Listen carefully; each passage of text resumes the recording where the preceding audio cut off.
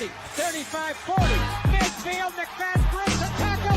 He's gone! 10-5, touchdown! Raiders! When you have great coaches, then after you have great coaches, you get great players. You have a great organization, and you tell them one thing. We live. Welcome to this oasis that we call the Pharaoh NFL channel. Man, we got some people in the chat. Hey, not the chat. I keep making that mistake. The Tomb Raiders. The Tomb Raiders have pulled up. I see y'all, man. I gotta see what's good, man. I gotta say what's up to y'all first before we can start on the show. Man, look. Oh my God. I can see people in the chat. Oh damn, man. I appreciate everybody pulling up. Let's see what's good. All right. Hey, what's good, Alan, man? I appreciate you pulling up. Anthony, man. Hey, man, I appreciate you coming through, man. Showing some love. Robert, as always, you are a regular, man. I already know you got to pull up, man. I'm not even questioning that. Holly, man, I appreciate you. Yes, the nation is strong in here, man. And the Tomb Raider Nation. I know we got all types of nations, but this Tomb Raiders is gonna stick. I'm telling you. We are entering the Pharaoh's tomb in 3 minutes. For real, huh? You was counting down. Hey, man. hey, okay. Hey, Narmish Thrash, man, I appreciate you coming through, man. And I think I'm getting better at saying your name, too. I'm not going to lie. Let's see. Jack is in the building. What's going on, brother? Always showing love, always coming through. Let's see. You hate the intro time? Hey, man, I gotta keep it there for the suspense. You know what I mean? I gotta keep it suspenseful. You know, not everybody loves the previews, but shit, we gotta have previews. Yes, sir. Chad, man, I appreciate you coming through. I gotta make a emoji for this channel. I got to, because avocado. I think that's for my boy Soul Mir. Let's see, Robert. Yeah, what's good? Let's good. Okay, let's see. All right, and I also got a guest. You know what I mean? Y'all familiar with him? He's a new up and coming content creator, and I got him backstage. So I'm gonna bring him up right now. I'm gonna say less. What's good? What's up, man? How you doing? What's good, man? Chilling. How you doing, bro? Cool, man. Hey, man, the Raiders, man. It's that time of the year. You know, it's a little low. It's a little kind of slow, but we still got a lot to look forward. You know what I mean? We got the draft coming up. We got some prospects visiting the team. So, we got some things to talk about, but I think we haven't really approached dry season yet. Dry season, I think, is like after June, July, you know what I mean? After OTAs, it's right now. Yeah. We still got some stuff to talk about, but it did slow down after free agency. Richard Lyon said it makes me want to dance. I bet, bro. Hey, man. I'm open to suggestions. If y'all got like some music, I can't do too much with the YouTube just because, copyright issues. But if you got something in mind that, that won't be a copyright issue, I definitely will change up the music just to make it better for y'all. Let's see. That's good. Okay. Hey, what's good, chat? Everyone having a good day, man.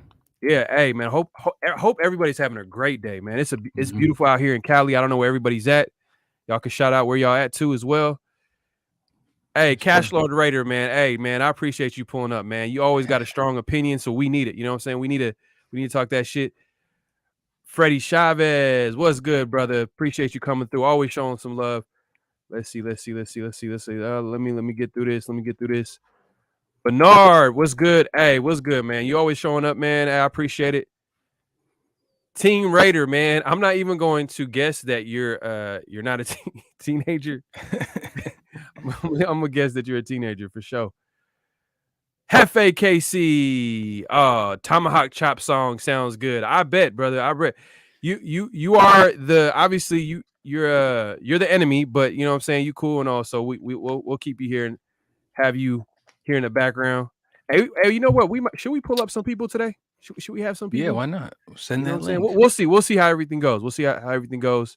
Team Raider says South Carolina. Oh shit, man. Hey, the Raider Nation is worldwide. Goddamn. Yep. Man. Hey, I'm out here in the Bay Area, brother. Out here, the birthplace of the Raiders. If you don't know, you don't know, man. If you know, you know. Facts. Hey, what's good? Only One Nation. Salute to the panel. Y'all hope y'all having a good ass day. Facts, man. Hope Mhm. everybody's having a great day for Yes, sure. sir. Yes, sir. For sure. But hey, man, I wanted to talk about a couple of things today. And one of those things to me have been what the Raiders have kind of recently kind of been looking at. And you know that obviously the title, the thumbnail kind of gave it away. Need for speed, because if you notice these rumors about Brandon Cooks, these rumors about these prospect visiting at wide receiver, they all got similar like skill sets. They're all like Mhm. really fast guys. And I've been saying this, obviously, wide receiver is definitely not a position of weakness for us, but to solidify that receiving core and this offense to guarantee the success this year on that offense side of the football, we need to get some speed on the outside. And Yeah. how do you feel about that problem? Yeah, definitely, bro. I'm a big believer in having speed on offense. I think we lack it right now. You know what I mean? Yeah. And I think they've been visiting a few guys, right? Yeah. That David Bell from Purdue, I believe. Okay. Um, I think they had that one of those veteran receivers from the Patriots come over. I think they kind of had a little visit with him. Um, so they're definitely looking for speed. Um, you know, and also, I mean, man, I think having that speed threat is gonna really open it up even more for us. It'll pretty Yeah. much make us, unguardable. They got to pick their poison at that point because right now they can kind of rely on, okay, we don't have a true deep threat, so we can kind of play it this way, right? Whatever way that defense is going to be, Yeah. but getting that speedy guy is gonna really unlock everything for us. Facts. And I looked up, because there's ways to like track the prospect visits. All you got to do is look it up. But Yeah, no one's really reporting the receiver visits. But I trust Sanjeet, and I'm gonna share like his tweet like of the receivers that visited. Let me see if I can do that real quick for y'all. Let me share screen, Chrome tab. Let's see. Oh damn. facts, Phoenix, facts. Definitely need that speedy receiver. Yep. Okay, Sanjeet. To be bigger and So better. I don't know. Can you see it? Can you see it, y'all? Yeah, yeah, I can see it on my screen. Yeah. All right, Sanjeet, he reported this. I didn't see it anywhere official, but sometimes a lot of these news outlets, you know how they slow the Raider news, and that's why we're all here to hear this news with the Raider content creators. But he reported that the Raiders are hosting wide receiver Danny Gray from SMU, ran a 4.33. So this is one of the guys I was mentioning. And if you guys don't know like what top 30 visits are, and I'll quickly go over this with you guys. Let's see here. Can you see this? Yeah, I can see it. You can see the top 30. Oh, no. So what you have to do is at the Okay, top it says share share the this tab. screen. Yeah, there you go. Okay, so every team is pretty much allowed up to 30 in-house visits with prospects, and the teams can use them on whatever level of prospect they wish. So it doesn't necessarily indicate the team is high on a player or anything like that. Some teams use the visit to create illusion of interest. Hey, that's something to keep an eye on. Like sometimes they'll do teams will do this just so they can throw another team off so they could draft the player that they want. It's all a game at the end of the day. But Yeah. I thought this was key here. Others want medical examinations and information with their own doctors and training staff, which is one of the key components of the visits. So that makes a lot of sense. Like if they're interested in a player and having him come in, they want their own doctors, their own training staff to tell them exactly what's going on with this player. They're not going to really trust the other doctors because at the end of the day, it's their opinion. So they Right, want right. their own guys to take a look.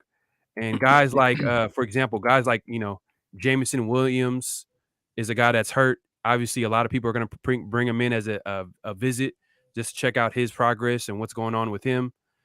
Things like that. That's why these visits happen. And the Raiders obviously not necessarily going to be drafting Danny Gray, but like you could just tell, like, all right, they're looking at wide receiver. They're looking at a receiver with speed. You know what I mean? So just wanted to bring that to y'all Yeah. real quick. And But that they had a visit with that dude Danny Gray, right? yeah. It was Danny Gray? What was his name? Danny Gray was the receiver that came out yesterday. That's what Sanjeet was reporting. Okay, cool. I think he's from SMU. Yeah, yeah. SMU 4.3 speed, and I could pull up. Let me pull up his. And this is funny. This is NFL.com. You know how they have their combine profiles on players. I'll just go ahead and share this as well. And the comparison is a guy that you guys are familiar with. Let me share the screen. Let's see. Jack Henry said we got the best receiver, the best slot receiver, and a top 3 tight end. Good luck stopping our offense. Yeah, it's facts. I mean, we're unstoppable already, but just that insurance of having that speed threat, could add a little bit more. You see that? Yeah, yes, sir. So his NFL comparison is DeMarcus Robinson. But he ran a 4.3. This is a guy that ran a 4.3 in the 40, and we all know that. I think DeMarcus Robinson ran a 4.5. But obviously, on the football field, he looks pretty fast. He looks faster than that 4.5, just like Devontae Adams looks faster than his 40 time. You know what I mean? That football speed. Yeah, for sure. And I think he could play outside and inside, so he's kind of versatile. Right. He has that speed. Exactly. And I like one of his strengths is kick and punt return ability. We need that because I'm not gonna lie, I do not want to see Renfro punt returning catching punt returns. Yeah, at this point in his career, like he's too valuable to this offense to have him out there because man, you can get hurt easily out there. So I like that. Obviously he's explosive, one of explosive loose limb with three level ability. So he has some talent. And then he obviously has some weaknesses. That's why he's probably going to go in the later rounds, below average wingspan for NFL wideout. You know what I mean? And then he drops might be an issue. But that being said, whatever receiver that we're going to be drafting, he's just going to play one role in this offense. He's going to be a depth piece. And in my opinion, if we do draft a receiver, hopefully he's a speedy receiver. He's just going to play that deep throw role. And then he's probably going to be a kick or punt returner. You know what I'm saying? So we got to look at it from that perspective. I know a lot of us are going to be like, oh, we want someone that could potentially be. Nah, we don't really need that because now we have Devontae Adams. Devontae Adams gives us more flexibility and freedom to draft whoever we want to draft. Yeah, and then the interesting thing is like the guys that look like they're targeting. Like for example, we're looking at Gray right here. He's projected to be like a 5th rounder. You know what I'm saying? So they're not looking for a dude to come in and just 50, 60 catches, 100 targets type shit. They just want somebody who can spread that defense out, Yeah. So it makes perfect sense, We probably will target them. We have 2 5th round picks. So maybe with one of those picks, I think we pick up a receiver. Who knows? Speedy guy. Who knows? A lot can happen, and I just think that it's interesting that we got rumors about Brandon Cooks. Then we have receivers that are coming in and visits. Like you would think that, oh, we got Devontae Adams, we're good, right? And we just picked up some role player receivers. You know what I mean? Like, but obviously those players that we picked up in free agency that played the receiver position, like a DeMarcus Robinson, a Mac Hollins, they're not a guarantee to make the roster. They don't have any investment other than this year. They can easily be cut. They can easily get rid of. They can easily get rid of them. So my point is that when you look at like some of these players that they're looking at, they're obviously thinking about the future. They're thinking about the fit and the role some of these players are going to be playing. So let me stop sharing real quick. But let's see. Let's get to the chat. See what y'all think, man. Let's see what's good, man. I don't want to forget about y'all. White Tyson in the building, man. I appreciate you pulling up, man. Hey, we did get Abdullah who can return kicks, but I really don't think he makes a team. Exactly. He has that, ability, but at the end of the day, like that running back room is full. But I'm glad they were able to pick him up because it gives them a little bit of flexibility. Because at the end of the day, like when you want the best players to be on the field, you don't know what types of injuries could happen. Maybe the guy that was supposed to return kicks at wide receiver gets hurt. But now a guy like Abdullah possibly can make the team, even though we got a packed, running back room. So I hear what you're saying. I get it. I get it 100%. Let's see. Jack Kenna says Cooks has 3 years left on his contract, probably $12 million, reasonable. But you know what I like? If we're going to trade for him, possibly, if we possibly get him, we can easily negotiate that contract. We can easily negotiate that contract because that's what happens when a player gets traded to another team. Some of that money the other team is going to actually pay for. So it might be even less than that if you really think about it, Jack. I think 3 years is a little too much for him. Is it 3 years though? I think I could have sworn that this might have been his last year. Let me look at the spot track real quick. I mean, if it is 3 years, that's a long contract for a guy Yeah, who's I felt like this was his last year. Let's see, Brandon. Let's see. I could have sworn Cooks. Let me just share this with y'all. Let's see. Man, thank God for sharing pages, man. This is a lifesaver. Swear to God. Swear to God. Look. Okay, can y'all see that? yeah, it's See that? coming up. All right, Mhm. cool. You can see that. All right, so I'm looking at Brandon Cooks. Let's see. Spot track, contract details. Okay, yep. He ain't lying. But he has 2 years left. Right? Yeah, It looks like he has 2 no, years left. no, 3. So this year and then 2 more years. No, because look, 2020. Oh, yeah. Yep, you're right. So his cap numbers is a huge cap hit this year, but after next year, this coming year, it's only 5 million and 2.5 million. Dead cap of 8 mil. So I'm thinking that this number right here, this is not the number the Raiders are going to take. No, it won't be. It's going to be less than that because it might be this. Because they already paid off some of that money, right? Yeah, so that dead cap is what the team who has him now will eat up, and whatever's 16.2 minus 8.2, 8 mil, right? That's 8 mil. Yeah. So we'll pay 8 mil if we traded for him. Yeah. And then the next 2 years after that, we can cut him after the year after that in 2023, because he's kind of getting up there in age. He gets concussions. Yeah. I don't know how long they would like to keep him, but yeah. So I just wanted to look at that real quick.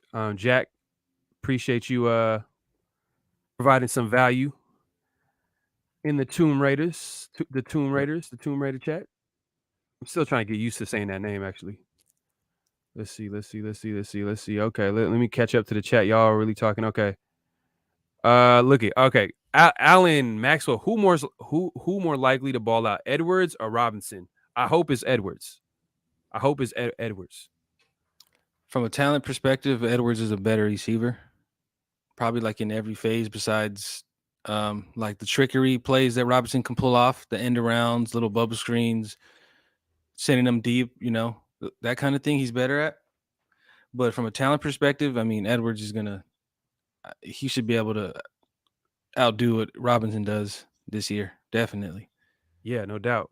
I think Robinson had the luxury of going against like the 4th, 5th corners. So at the end of the day, like Edwards had to, we got to be honest, he did play against the number 1, 2 corners. Was he productive? Not really. You know what I mean? He was kind of inconsistent, but yeah. I think Edwards has a chance to play well in his role now. But to be honest with you, if we're looking forward to seeing Edwards play on Sunday, something went horribly, horribly wrong. Like at the end of the day, like the guys that we are going to be getting the ball at Adams, Waller, and Renfro, and then whoever else will get the scraps, in my opinion. And also on top of that, Brian Edwards, right? His main thing is consistency, right? If he was able to string together 6, 7, 8 games of consistency, that's when you would see the big improvement. If you look at what he did, this last year he averaged over 17 yards a catch, which is ranked 4th in the NFL, and that's a big number, 17 yards a catch. I mean, that's an elite. I'm not saying he's an elite receiver, but to catch 17 yards every time you catch the ball, that's an elite number. No, you definitely providing some value to the team, no doubt, no doubt. And I see Jack here has a strong opinion about this. Let me see what he says here. No, it's not Jack. My bad. Robert says Carr is going to dominate this season. Hey, man, I hope so. I hope so. I think that I'll be disappointed if he doesn't dominate. And the reason why I say that is because now he has all the pieces that we've kind of been over the years. For anybody that supported Carr, that kind of seen how the team was dysfunctional, we can all agree that like now at this point, he has the weapons. He has the weapons. He Yeah. has now an offensive coordinator that knows how to call plays. It's a proven offensive mind, offensive genius, whatever you want to call it. He's proven. Yeah. So now at this point, like if Carr doesn't dominate, and when I say dominate, give me at least 35 touchdowns, 30, Yeah. 35 TDs, 4,500 yards.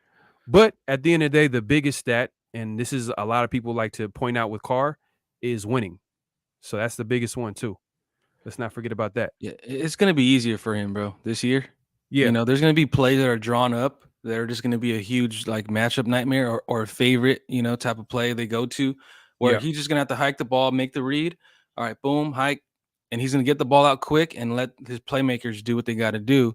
It's gonna take pressure off of him having Devontae out there, bro. It's gonna take so much pressure off of him.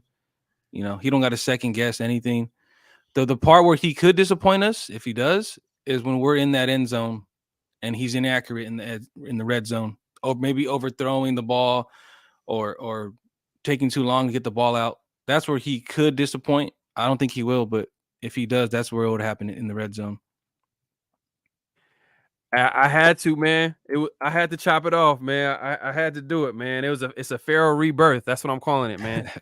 I had to do it, man. That shit, man. If anybody has long hair, man, longer hair is more maintenance. I'm not gonna lie. I'm a low maintenance type of guy, so like, I had to get it. I had to cut it off, bro. I had to cut it off. But let's see what Cash Lord Raider is saying. What I was at the game. Robinson caught 3 touchdowns. I remember that game. But we had Conley and Worley shake my our corners were terrible. Sheesh. Terrible. So you always gotta have perspective. Like, yeah, he had a great game against us, but he was playing against the shittiest corners. Are they even in the league? Nah, man. Hey, who's worse, bro? Conley, Garyon Conley, or Damon Arnett? Who's worse for us, bro?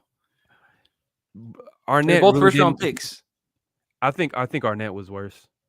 Think he's worse?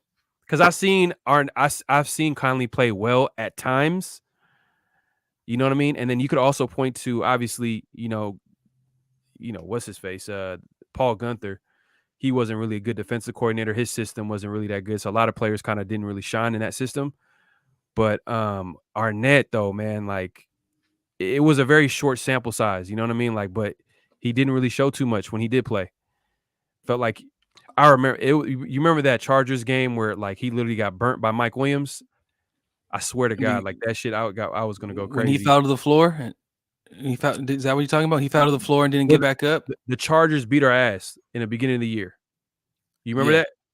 Yeah, I remember he kind of let Williams get an extra 10 yards because he didn't touch him down. Bro, and if the quarterback, what's his name from the Chargers? Herbert, Justin Herbert, whatever you want to call him.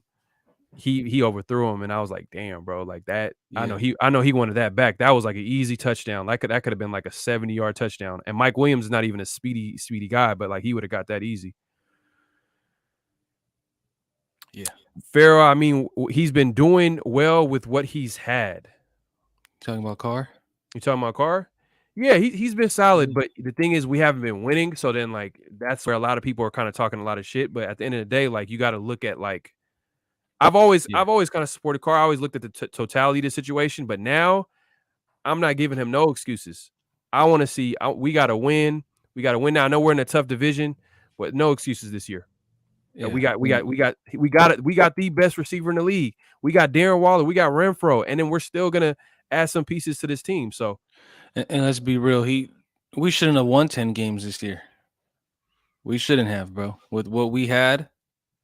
That's true. I mean, I feel like his numbers weren't there, but he still got it. He kind of got us there. He was a major part.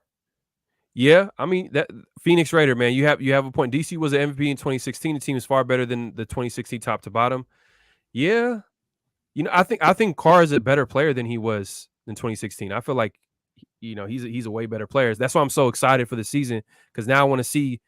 Because I feel like he's a better player, but now I actually want to see the pieces, everything align together. You know what I mean? I want everything to fall into place. But at the end of the day, he has to do it on Sunday. Yeah.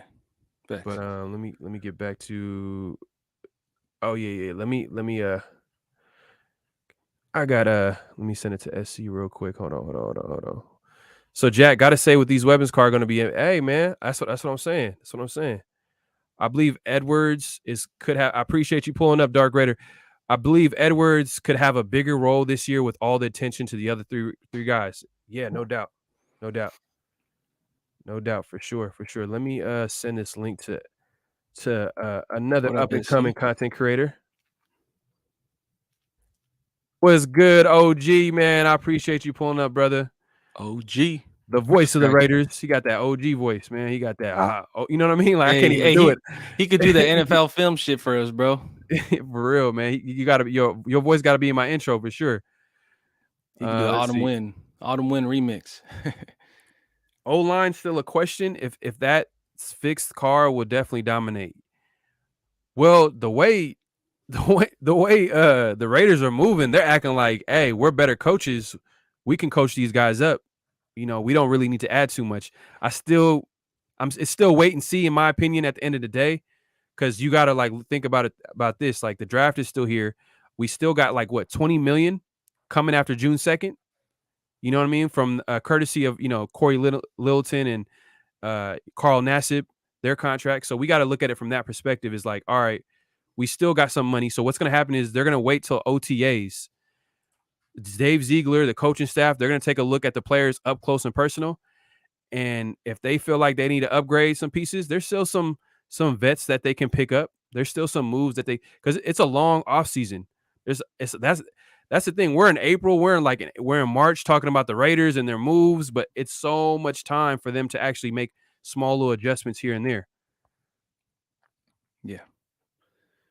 Cash Lord Raider says there's no way Carr fails this year unless that red zone struggles continue. He has to be. Hey man, hey bro, Cash Lord Raider. I don't know if you were on the show live that I was on yesterday or a couple days ago, where I was literally pointing out like the Raiders' touchdown percentage, and from 2014 because that's when Carr was drafted, and 2014 the Raiders' touchdown percentage was number one. We didn't have a good offense, but when we get into the red zone, we scored like the best of them, literally the best team in the NFL. And then the year after, 2015, we were top 10. I think we're number 8. And I could show you this real quick. Let me actually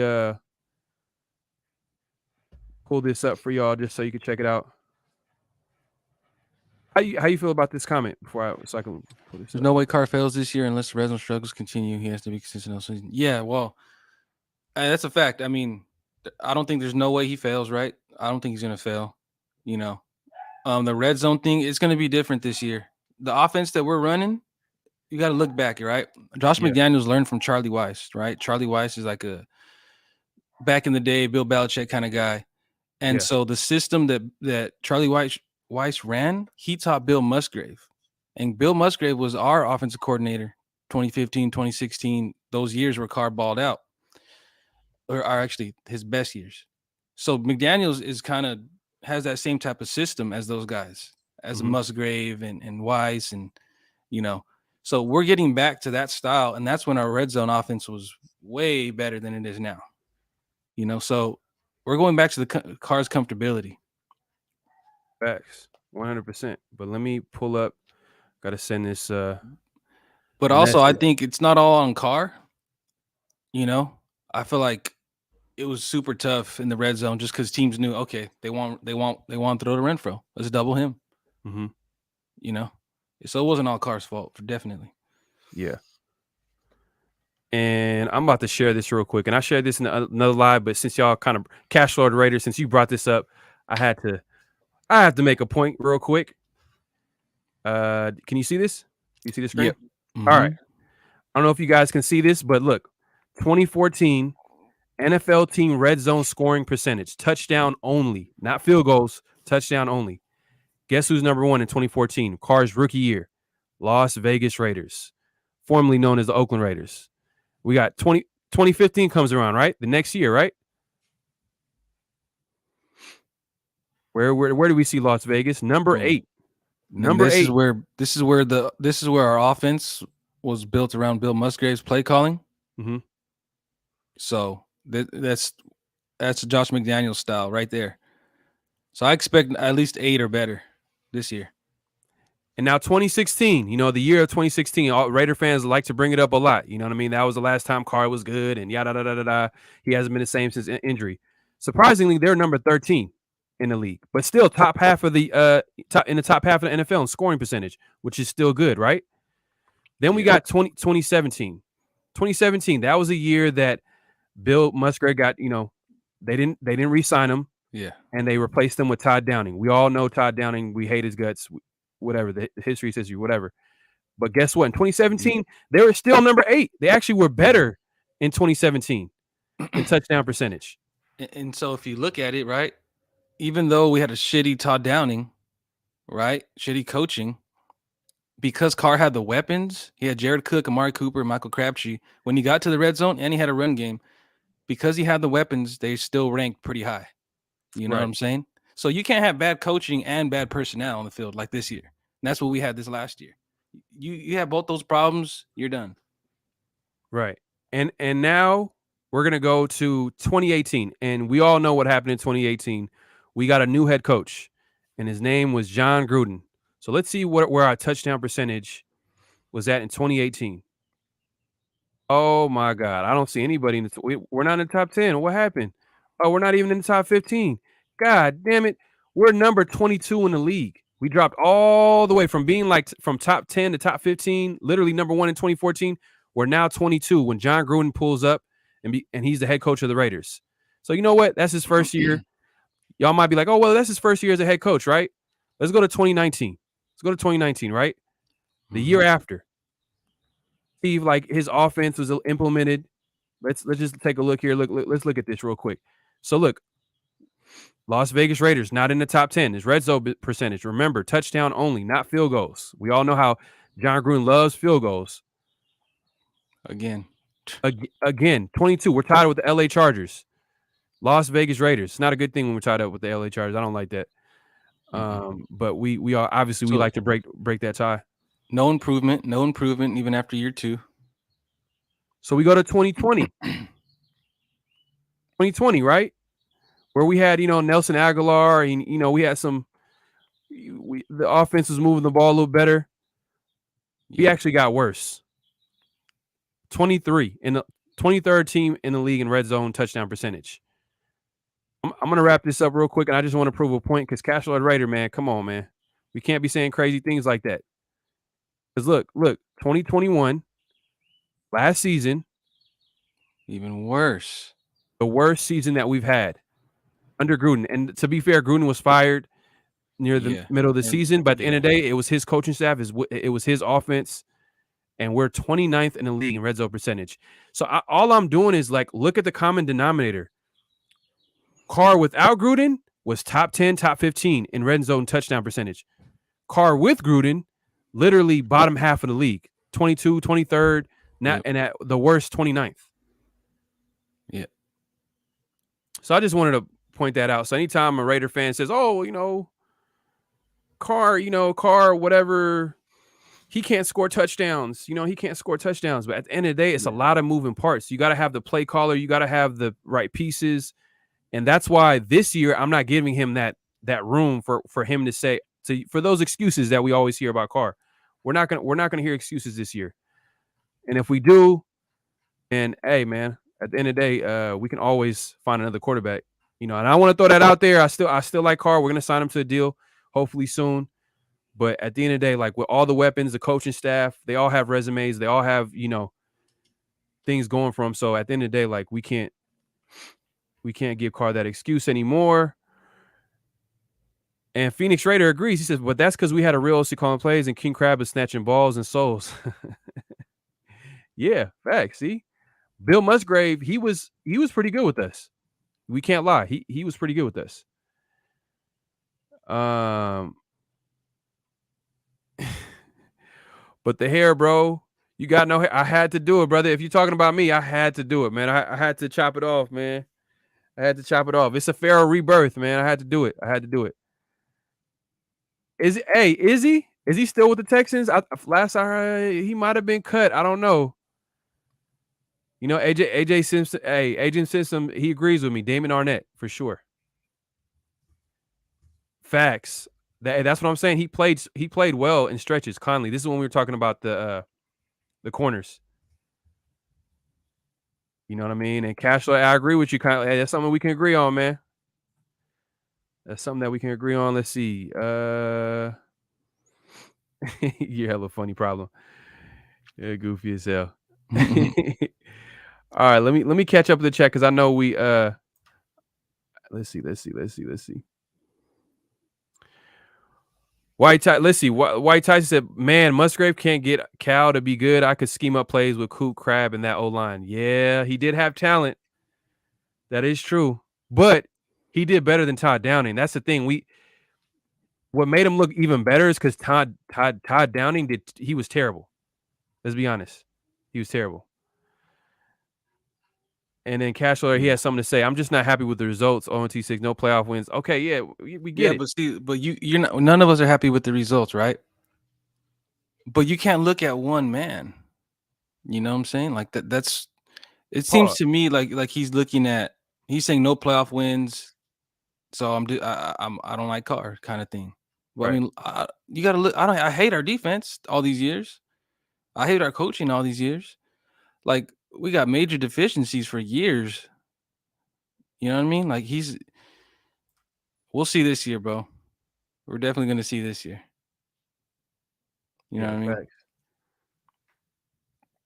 But look. Yeah, hey, I sent you. Let me see.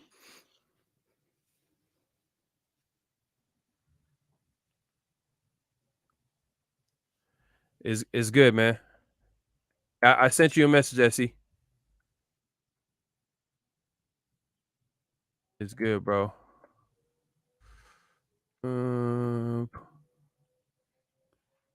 They said Downing was a huge L. Yeah, and that's facts. Yeah, 100%. And just to bring it back full circle to this year, like we don't got to worry about play calling. We don't got to worry about coaching, in my opinion. At the end of the day, and Phoenix Raider says Tom Brady couldn't win with the wide receivers. And if you haven't already, if anybody's new to the channel, please make sure to like and subscribe. You know what I mean? So I keep coming back with even better content. I'm always improving. I'm trying to bring out fire content, but it also helps if you subscribe to the channel. And my boy Problem as well. If we have any mods in here too as well, go ahead and post the links. And also subscribe to my boy Problem as well. He's an up and coming content creator. So go ahead and do that as well. Appreciate that, bro. Yes, sir. Phoenix Raider 602 says Tom Brady couldn't win with the wide receivers he had at the end of last year. It's a team game. Facts. 100%. The reason why he left, the Patriots was because he wasn't happy with the talent around him. So he made sure to go to a team that was loaded, aka the Tampa Bay Bucks. You know what I'm saying? Circus Raider, Musgrave was better than Downey, but his stubbornness to keep dinking and dunking between five. Yeah, that was one of the things that kind of screwed us. Yeah, and that's coaching too. And I think that that affected Carr as far as his game too. Because at the end of the day, players are gonna listen. Carr is gonna listen to the coaching staff. At the end of the day, he's gonna play his game, but I feel like the last couple of years he's kind of been letting loose. He's like, I'm gonna play my game. I don't care what anybody thinks. And he's kind of been, proving doubters wrong a little bit here. And OG says, I'll gladly lend my voice to any project you want, brother. Hey, man, appreciate it, brother. Hey, I gotta still put stuff to work, but man, hey, man, you got a classic voice for sure. Hey, I wanted to listen. Go ahead. Never mind. No, what were you about to say? I was going to read Cash Lord's comment. This is how I know Cash Lord is just. I love you, Cash Lord, but you're a Carr hater, bro. Like you're certified biggest Carr hater in the world. Because he said Adam's been a Raider fan, he would have came regardless of Carr, but he was a factor too somewhat. Bro, so you don't even give this man credit for bringing in Adams.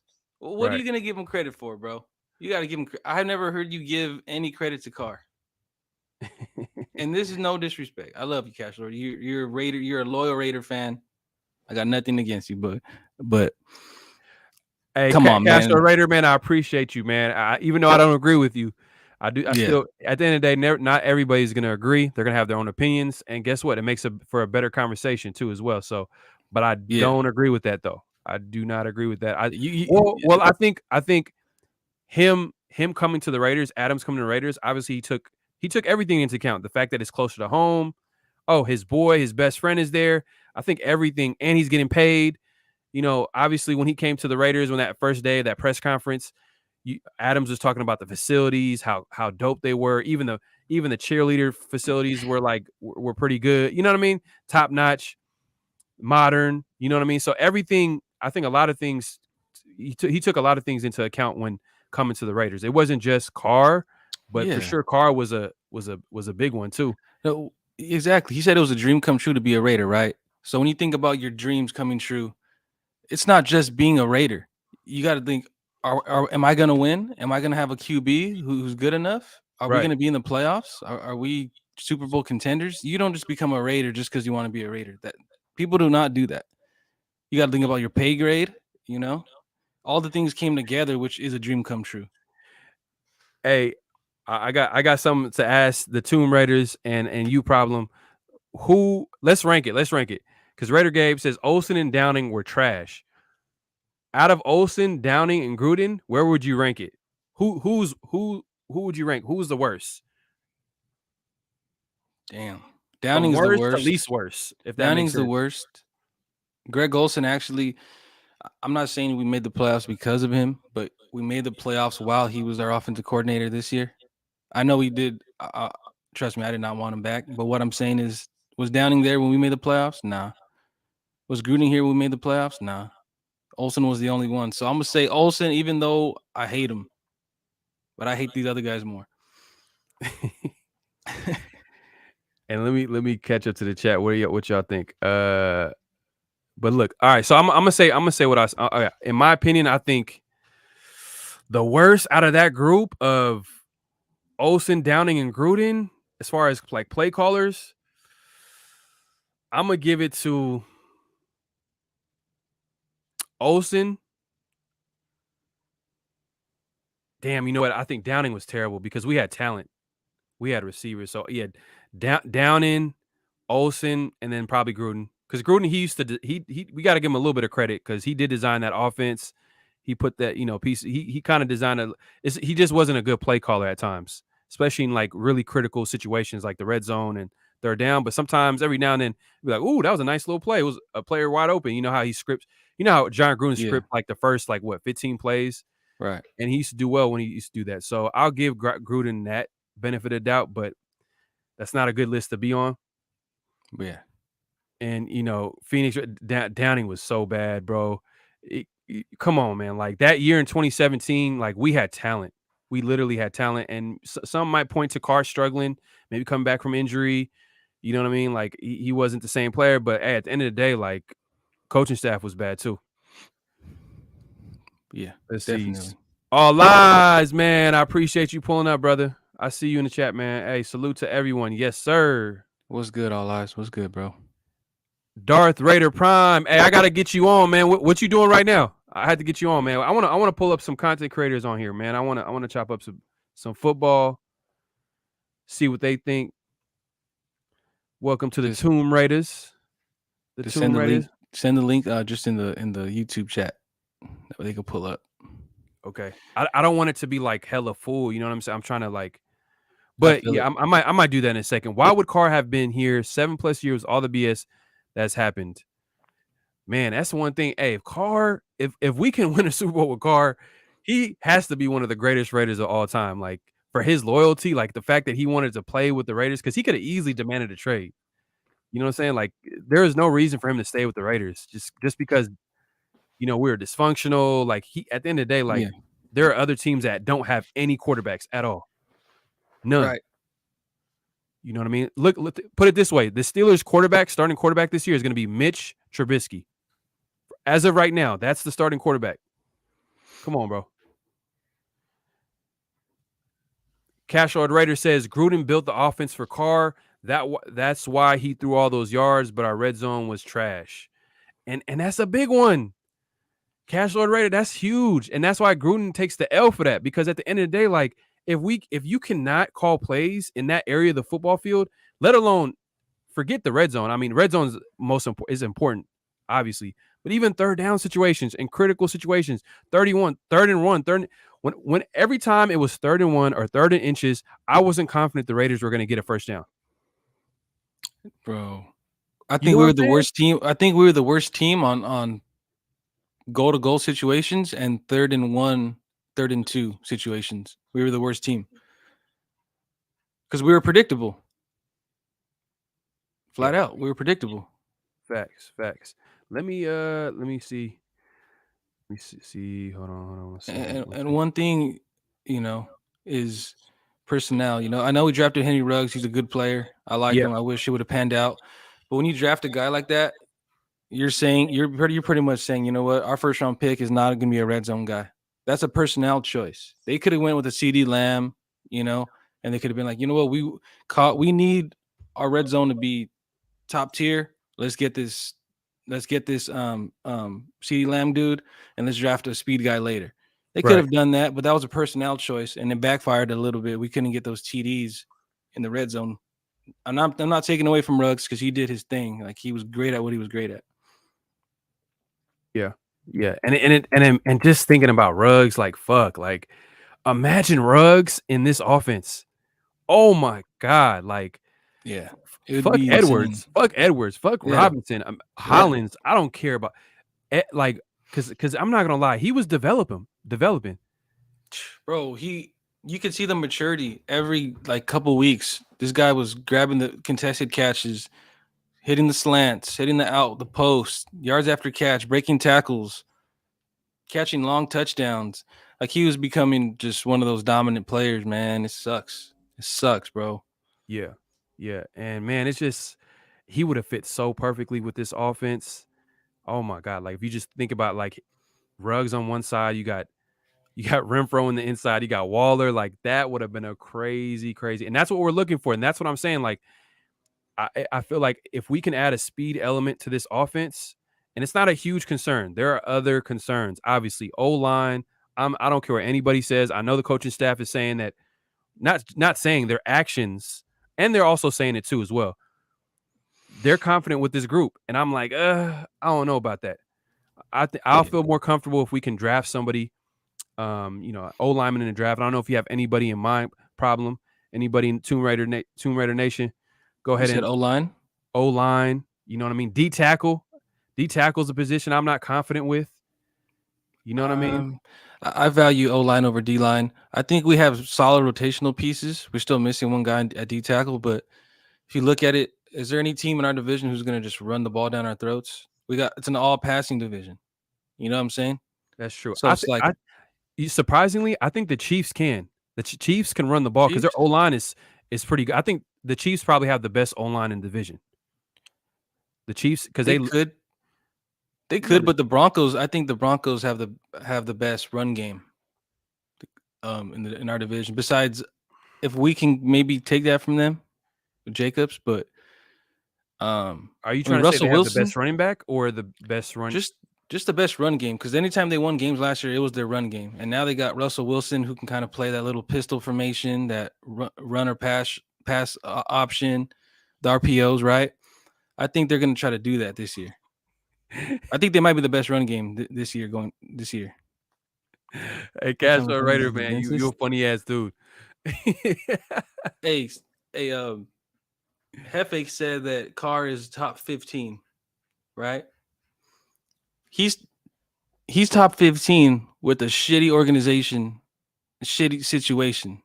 Imagine you put him in the best situation possible.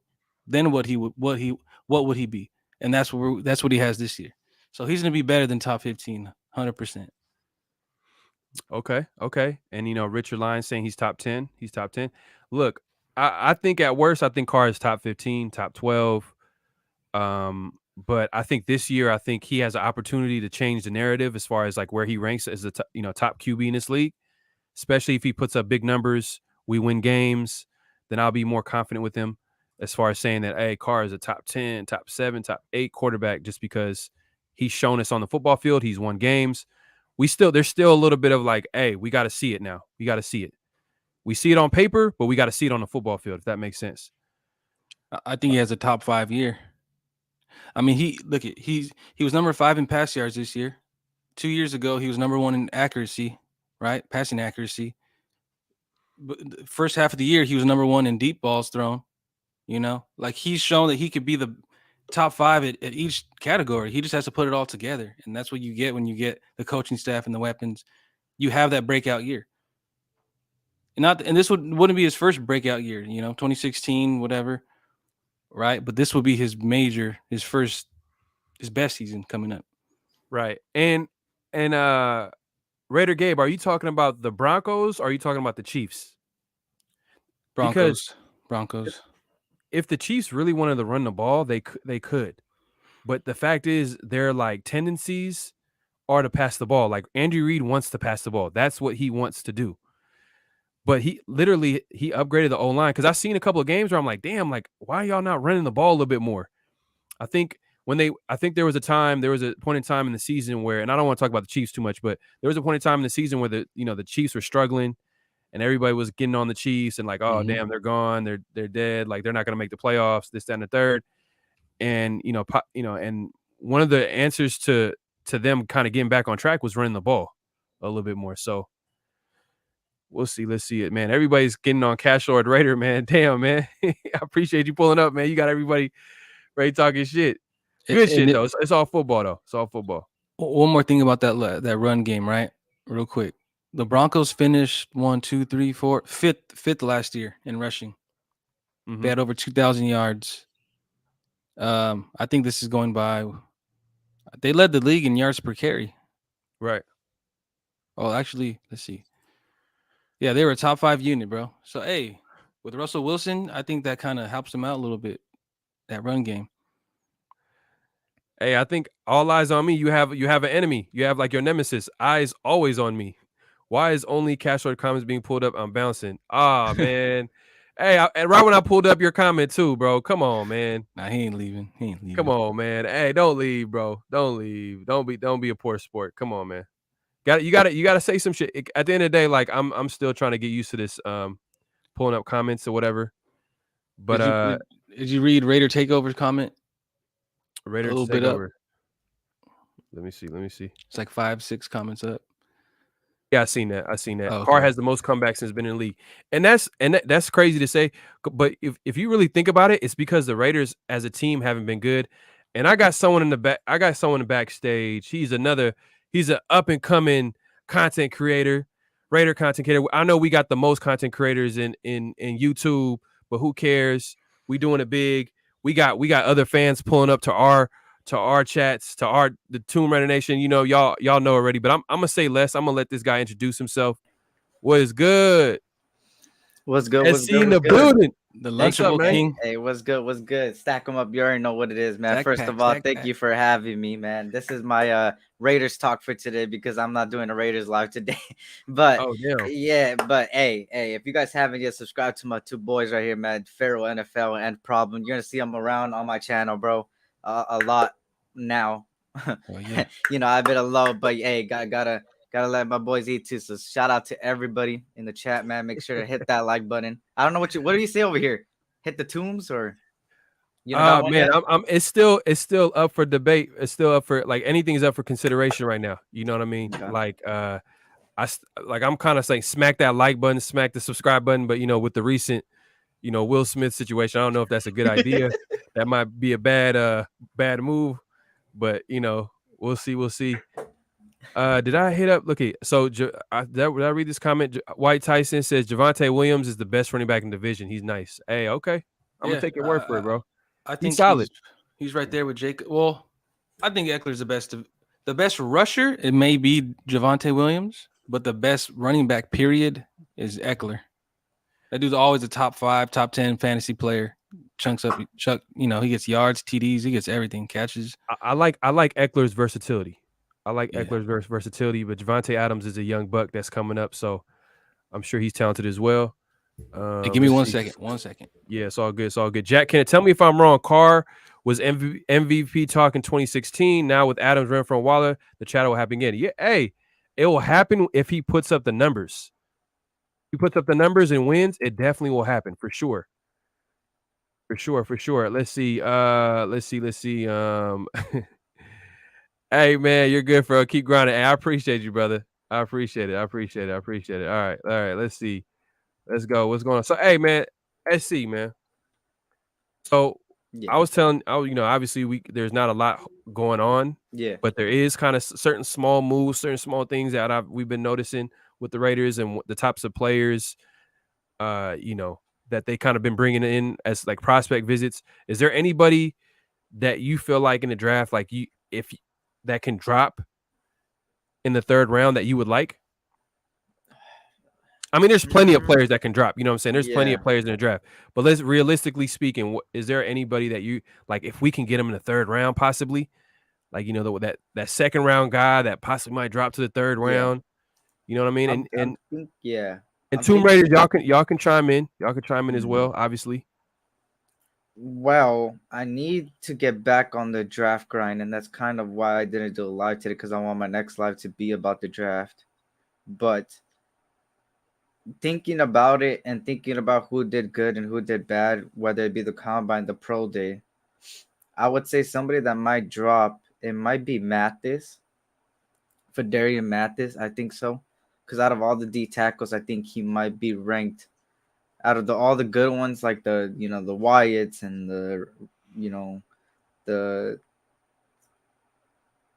oh my God, I'm blanking out, bro. This is how you know I need to do the research again. It's all good, man. You Ridgeway, coming back from a hiatus, man. You was like grinding so much, like you literally lost. You had amnesia. Yeah. So, but I think another guy that might drop is Damon Clark, because there's a lot of great linebackers over him, like Brandon Smith and Lil Chanel starting to rise in draft boards.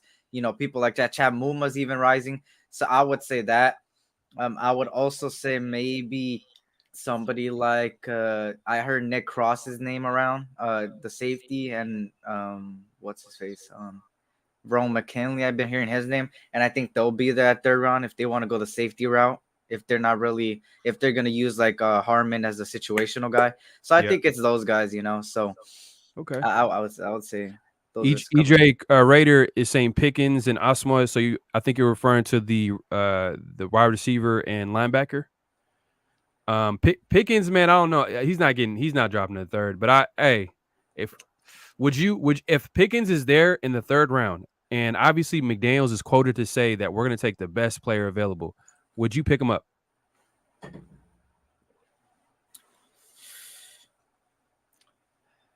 He's a deep threat, man. He's the deep threat that we want, right?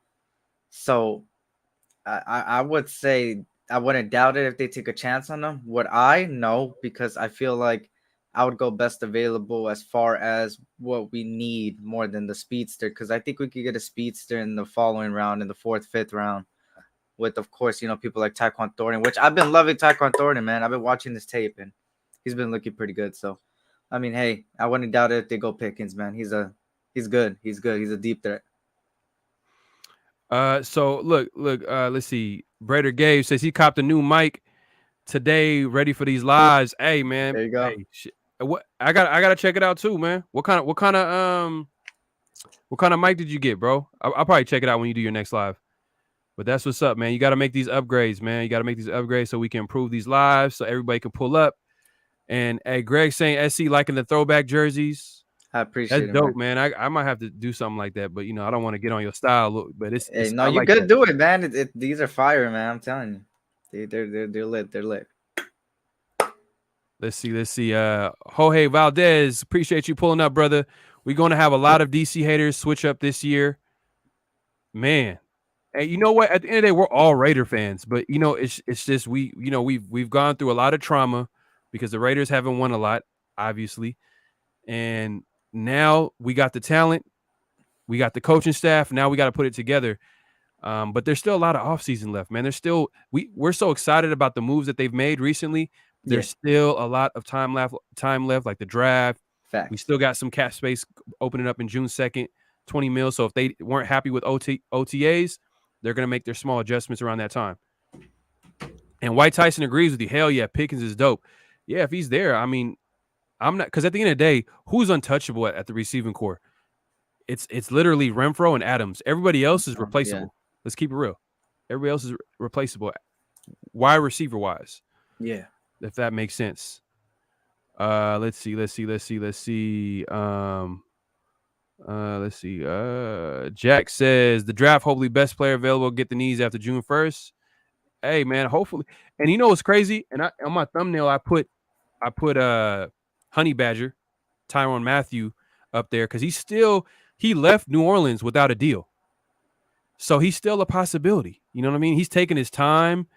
Is he waiting? Is he waiting for, the Raiders to open cap space for him to get signed? You know what I mean? Like, I just want to throw that out there because there's a possibility we could sign him because we've seen rumors that, he can possibly, come to the Raiders. Yeah. And then my boy Rod Gas. Salute Pharaoh and SC. I appreciate you, brother. What's good, Rod Gas? Always coming through and showing some love. And if you haven't already, please make sure to like the video and subscribe. I'm growing.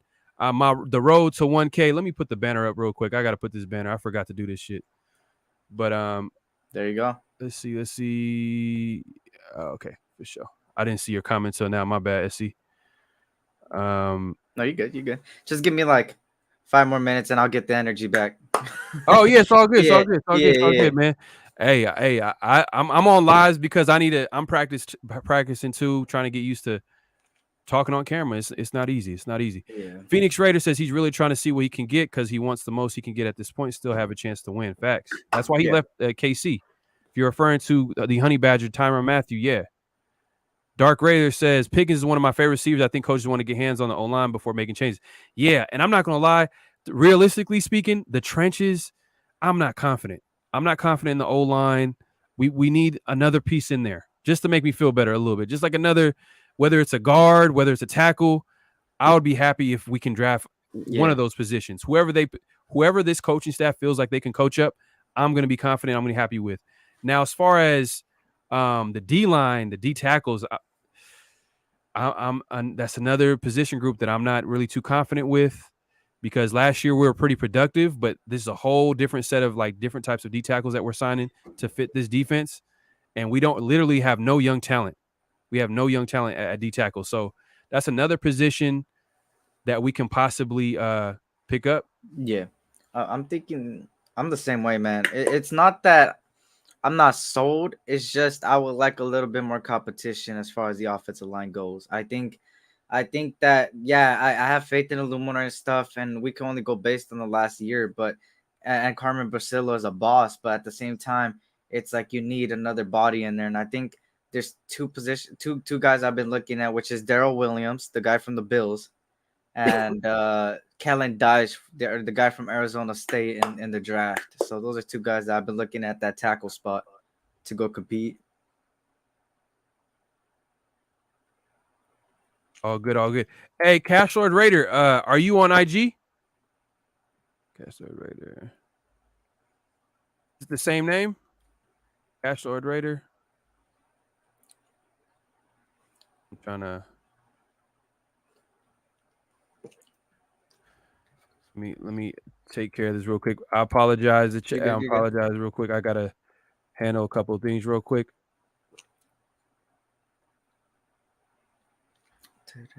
Let me see. All right. Let me get back to it. Let me get back to the chat. Let me see what y'all talking about real quick. Let's see.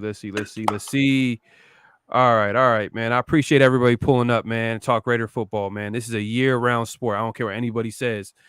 I know the season's over, but hey, man, I know everybody cares about their team around this. We're talking about football, and it's literally like, 2-3 months after the season? Yeah. It's crazy. That's crazy. So let me answer this question. I think I hit up ONT6. Check your IG real quick. I sent you a message. You can't just. Alan, is it going to be difficult for players to learn the new systems? And that's another thing, too. We're all excited about the new talent that we've acquired. Obviously, we went to the playoffs last year. But this is a new coaching staff. This is a new coaching staff that has their own systems. And what helps expedite that learning curve is definitely getting players that have already played in that system. So guys like Brandon Cooks coming and helping that receiving core learn that offense would be huge. Even a guy like it's not to the extent of Cooks because he was a productive player and he played. A guy like Bird, Damian Bird, they brought him in for a visit. He's a fast receiver, deep threat. They brought him for a visit. Any guy that played in the either Patrick Graham system, Josh McDaniels system is definitely going to be needed as far as like helping the players and the coaches implement the system. So there is going to be adjustment period. I think the offense is closer than the defense. I think the defense could possibly struggle out the gate. Possibly. Yeah, they'll probably start off a little slow, but I think they'll get it together once they get, used to each other. That Hall of Fame game is going to help a lot to try to get these guys, get their energy going, Okay, Dark Raider has a question for both of you guys. Thoughts on Clee moving to D tackle? I mean, I'm all for it. I think he's too light. He would have to gain some weight. I think he's more like a run stopping DN type of guy. Right. Maybe just on certain down, maybe on passing downs. Nah, because he can't really pass. Can you think he could pass rush from DT? I think he can. Here's the thing with him, right? I think you would have to use him on stunts, and what I mean is line him up next to, right next to the nose tackle, like right next to it, as like kind of like a linebacker, but like a Michael Parsons, right? You throw him through the middle and let him rush through the middle, and that's what I said about Crosby too. I think they could really do things with these guys because of how fast they are, and these guards, these guards are a little slower, so they got to be used to the speed. And if you could beat them with the speed, with the swipe and stuff, you'll get to the quarterback. So I think he can. It's just will Patrick Graham use him? OG Faye, you're never gonna let go of that joke, bro. You're never gonna He said, "Damn, Cam girl, you cut your hair." God damn, bro. I had to do it. Queen, what's good, Queen? Appreciate you pulling up. You're like one of the regulars on the YouTube Raider content creator channels. I appreciate you pulling up and showing support. You're a real one for sure. What's good, Queen? And what's good, Queen? Let's see. Jorge Valdez. I don't know if I'm pronouncing that correctly. Jojo. Okay, Jojo Valdez. Defense still another draft awaited break in top 15, in my opinion. I agree too.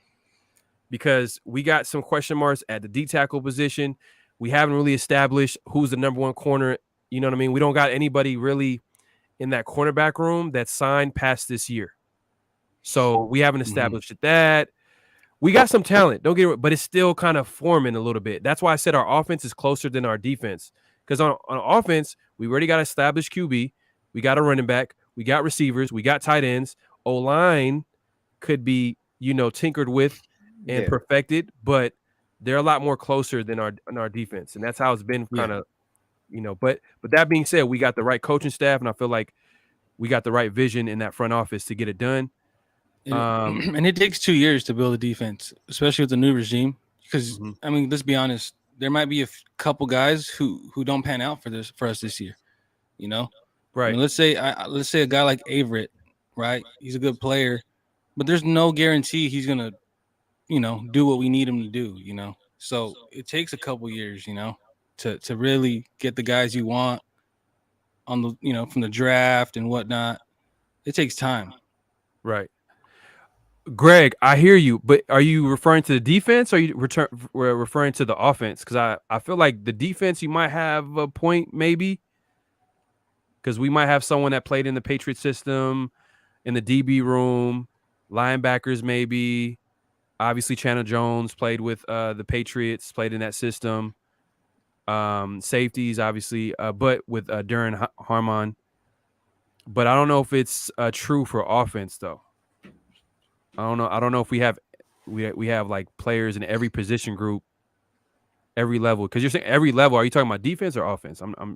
You can clarify real quick. Let's see. Go ahead. You about to say something? I think he means defense. Defense. Okay. Yeah. Because really, as long as Carr and McDaniels are doing what they got to do, the other players, they run their routes, they do their thing. It's as long as Carr is on point with McDaniels, I think we good. Right. And let's see. Hold on. Let's see. Okay. Oh. Okay. All right.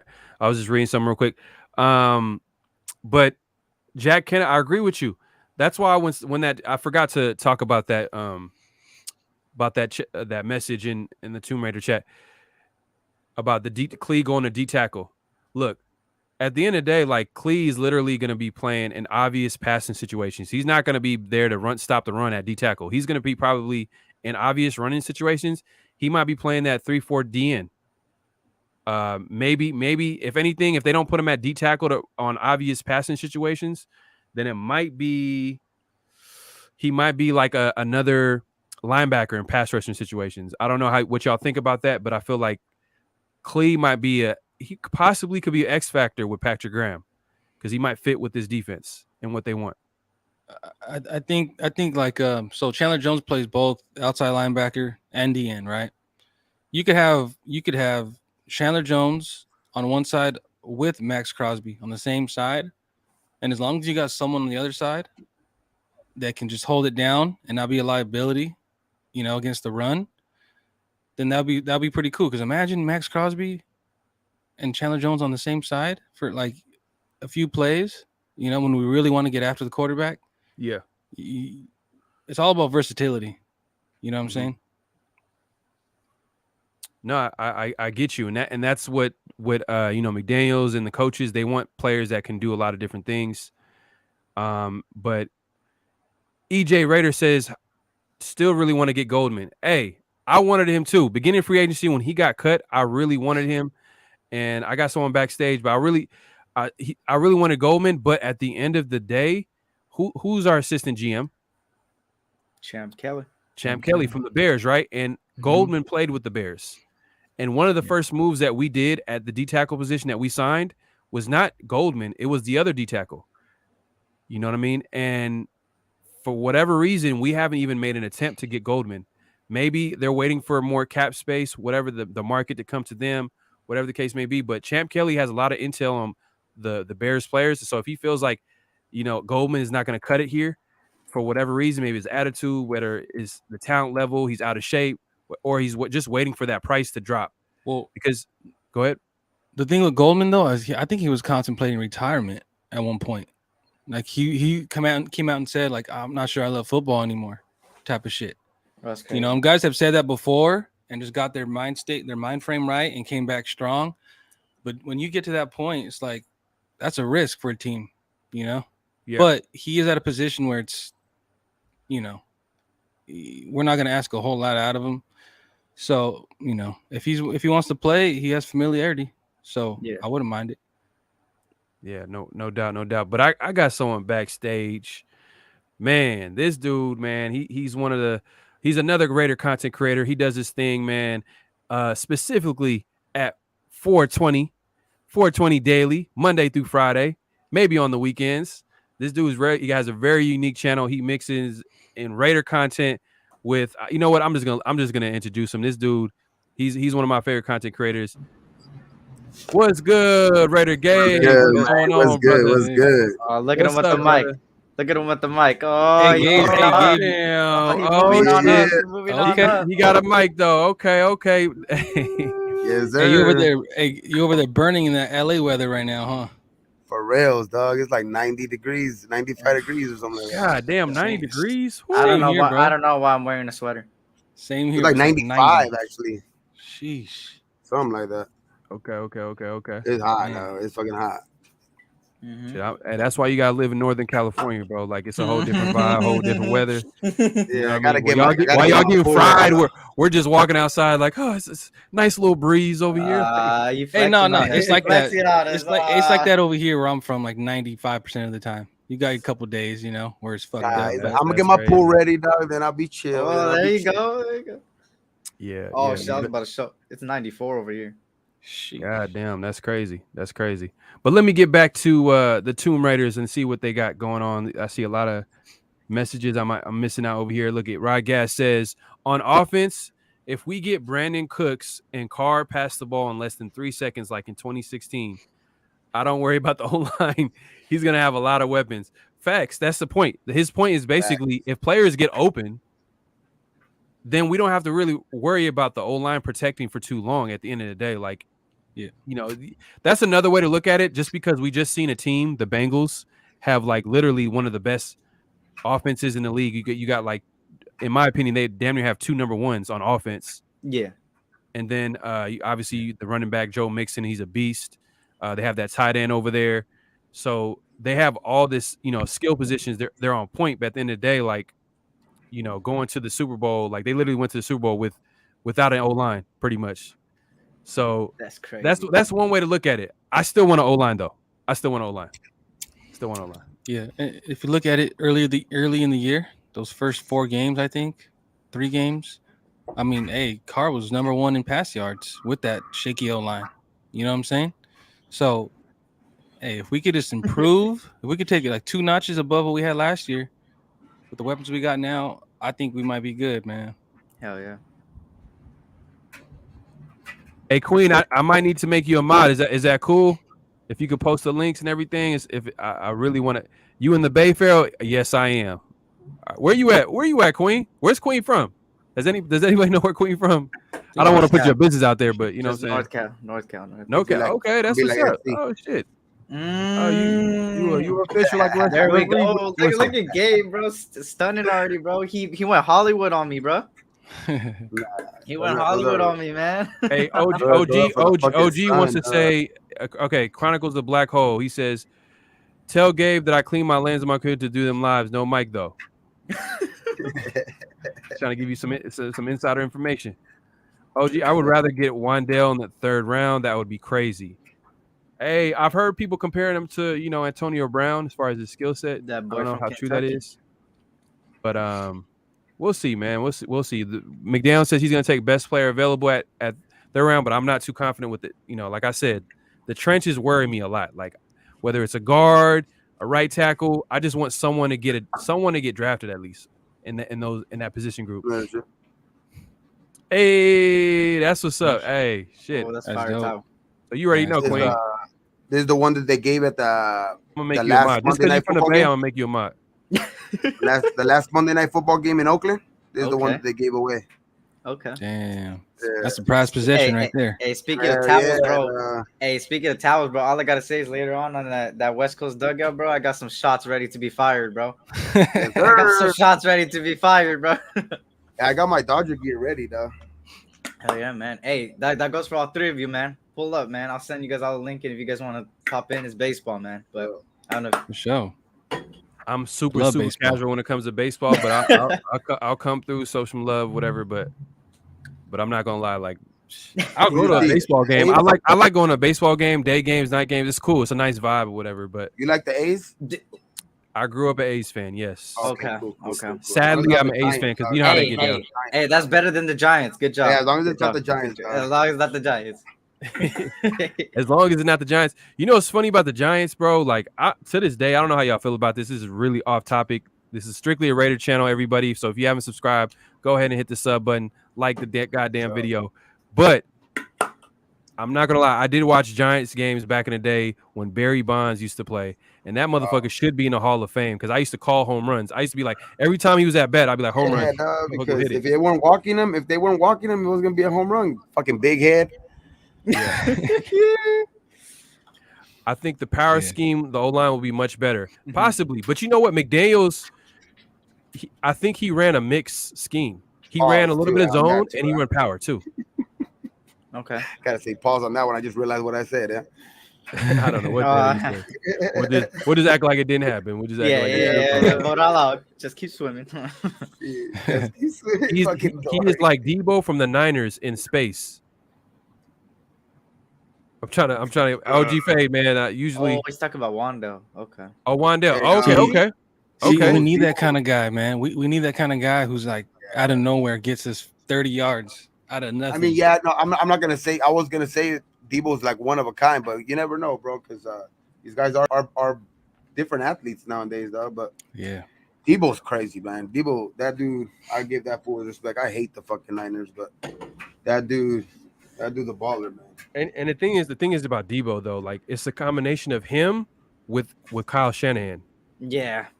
Kyle Shanahan is one of the best offensive minds in football, like hands down. Like he's verified, he's official. Yeah. Matt Ryan has MVPs under his name. What's his name? RG3 has a Rookie of the Year under his name because of Kyle Shanahan.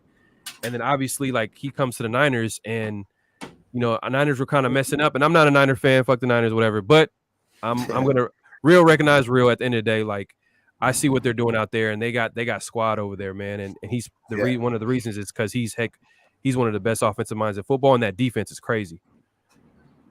ONT6, let me say, all right, man. You know what? I'm gonna make this a very special show. I usually keep it really small as far as the people on the show, but I'm gonna bring some people. Let me see. I'm gonna send you the link, bro. Let's see. Queen says blocks. Queen's gonna block me because I'm talking about the Giants. Hey, do it.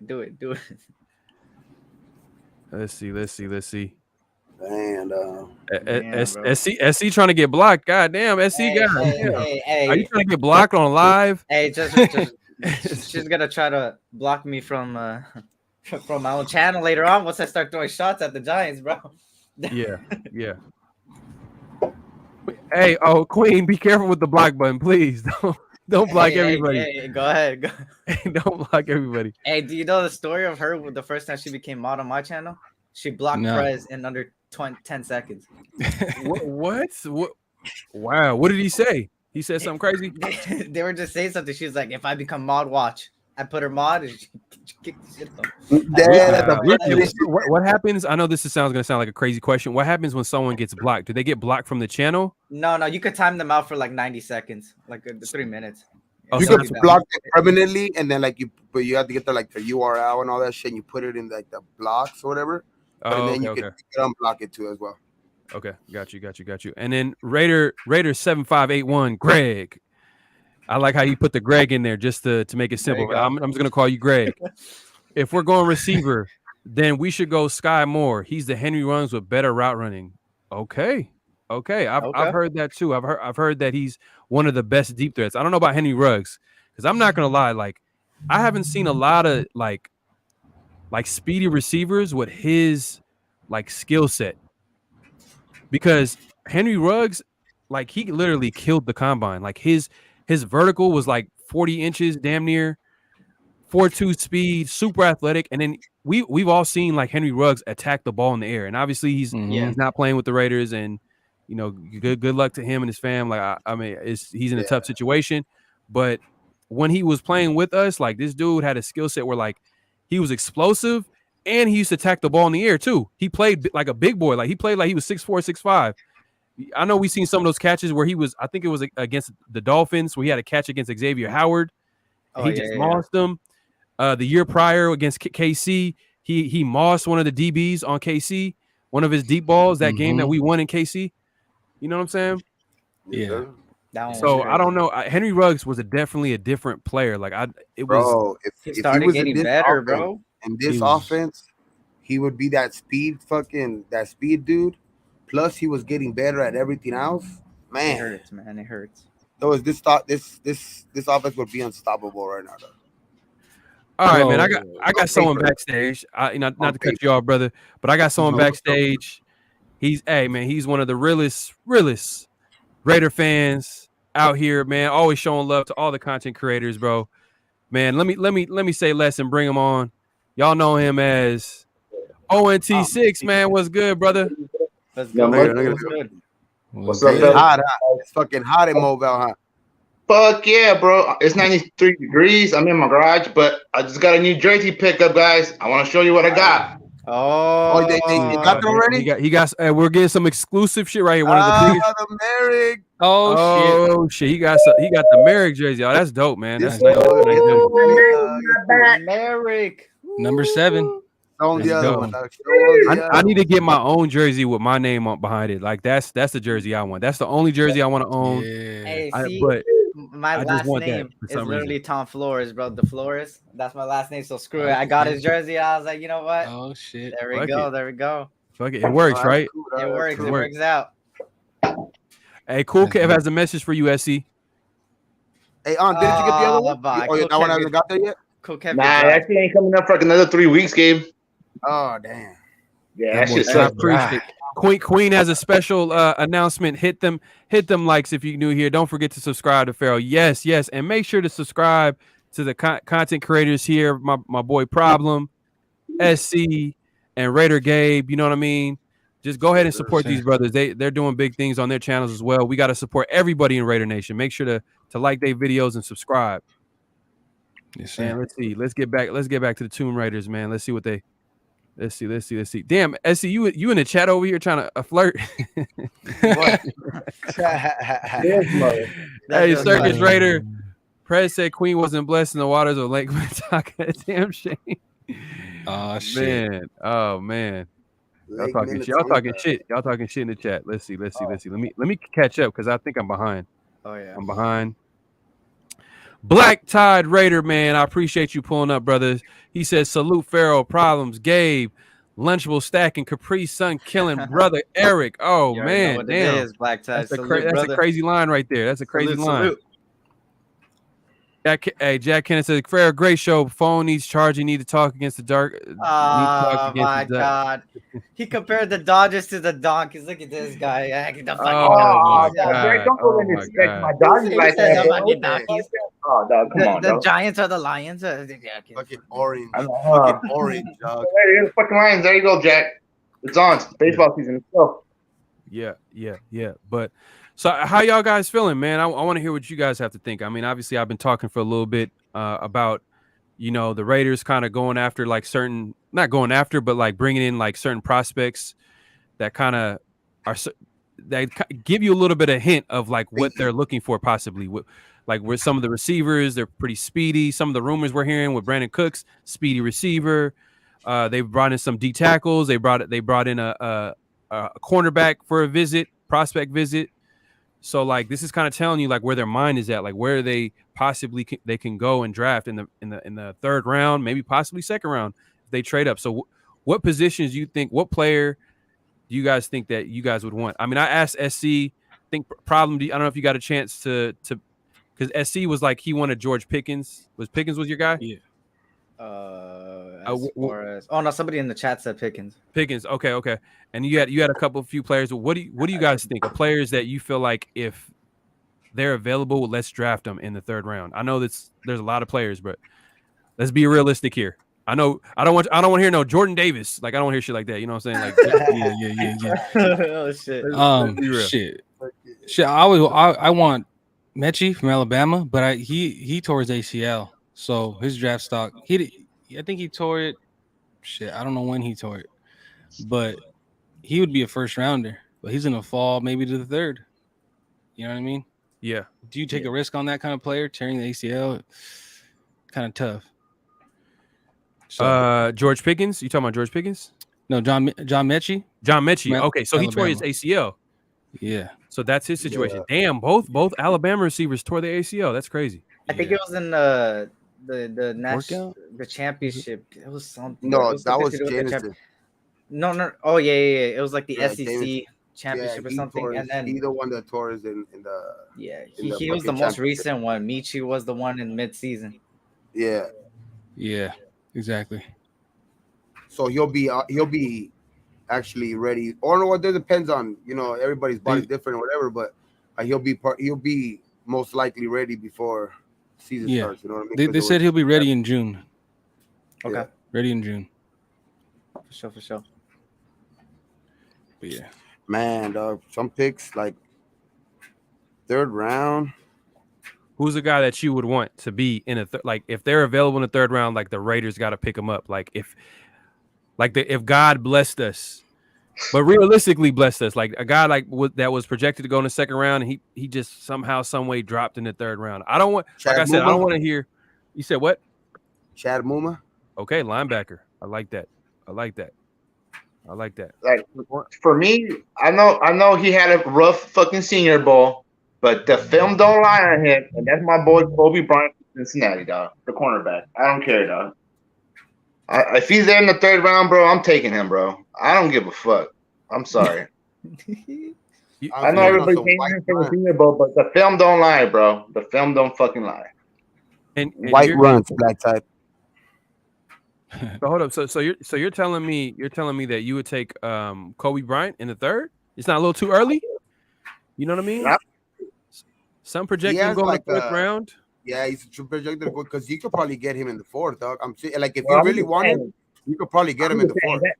for me, I'm just saying that's my boy since, like, you know what I mean, since the No, I beginning of know, the but draft. what I'm saying is what I think his question is, like, is somebody like by some miracle, dog, like he begins to drop. You know what I mean? Like, Right. he's a second rounder and he's like gonna be beginning to drop.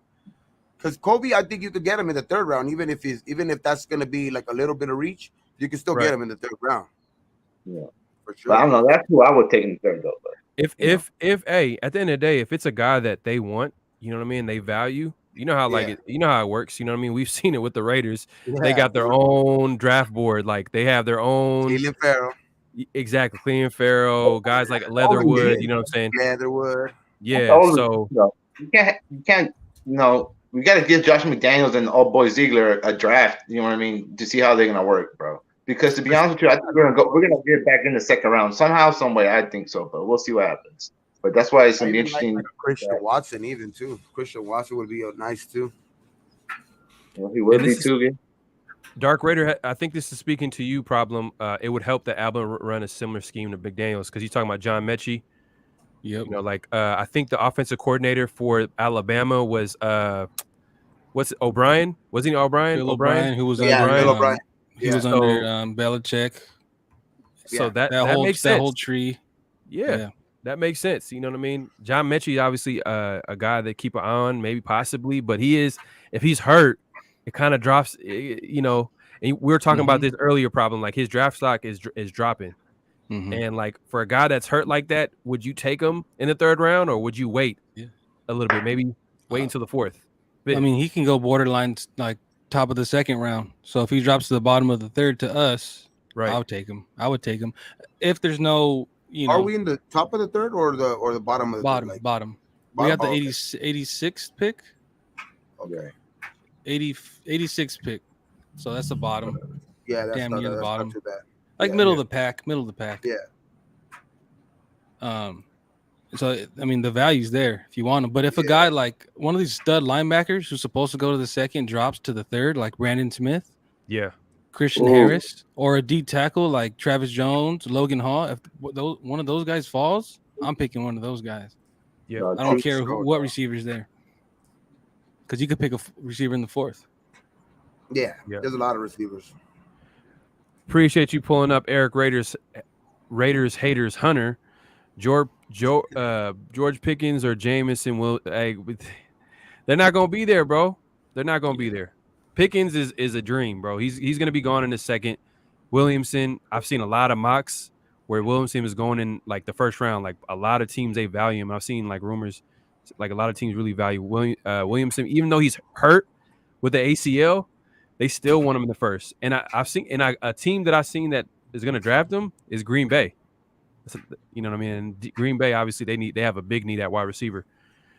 Let's see. Black Tide Raider says, yeah, O'Brien last season, Dabble a few seasons ago, also Stark and Kiffin. Hey, boom. A lot of Patriots, connections there. You know what I mean? As far as like the systems that they run a pro-style offense.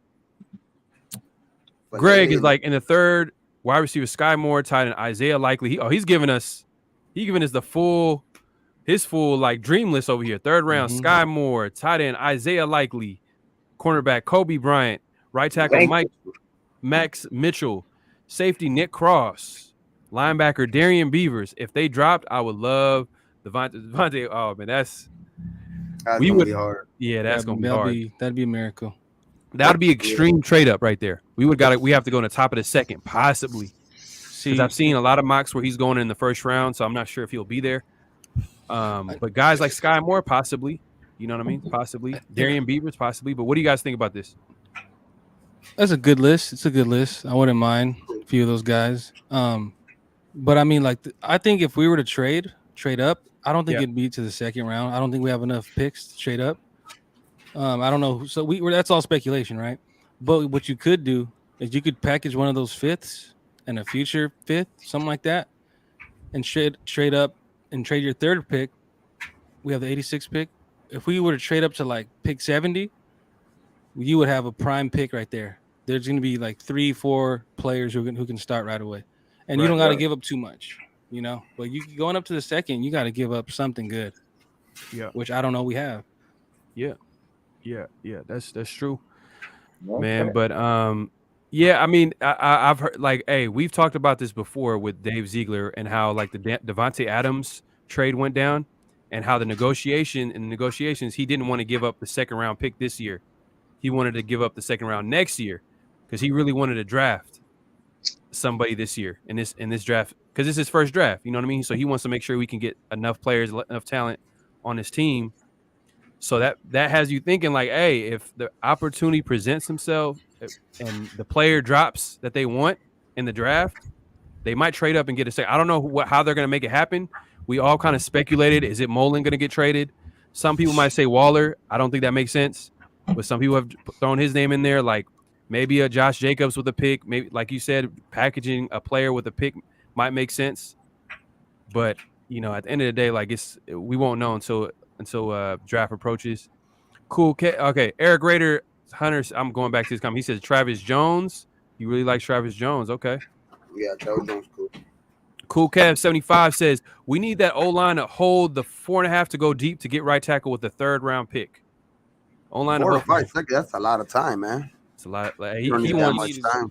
All you need is the drop back, 1/2 second throw. You need like 3 seconds. He wants a Hall of Famer. He wants a Hall of Famer. That's what he wants. If you're gonna go deep, you might need 2.5 seconds. You know what I mean? Yeah. 3. Yeah. But 5, God. Hey, how do you guys feel about this guy? Rod Gas is saying I would not mind O tackle Falele. I can't even say his last name. Falele. On the third. How do you guys feel about this O tackle? And the third, he's good. Not too familiar with him. Honestly, He's like 6'8", almost 400 pounds. This dude is huge. Basically, he don't got the footwork. He don't got the footwork. Yeah, the footwork is where he has to improve. Bro, but he's only been playing like 3 years of football. Yeah, he's raw. He's raw as hell. Pause. But yeah. Yeah. He said, pause. Yeah. I don't want him stopping Mac. Mac's gonna blow right through that guy every time.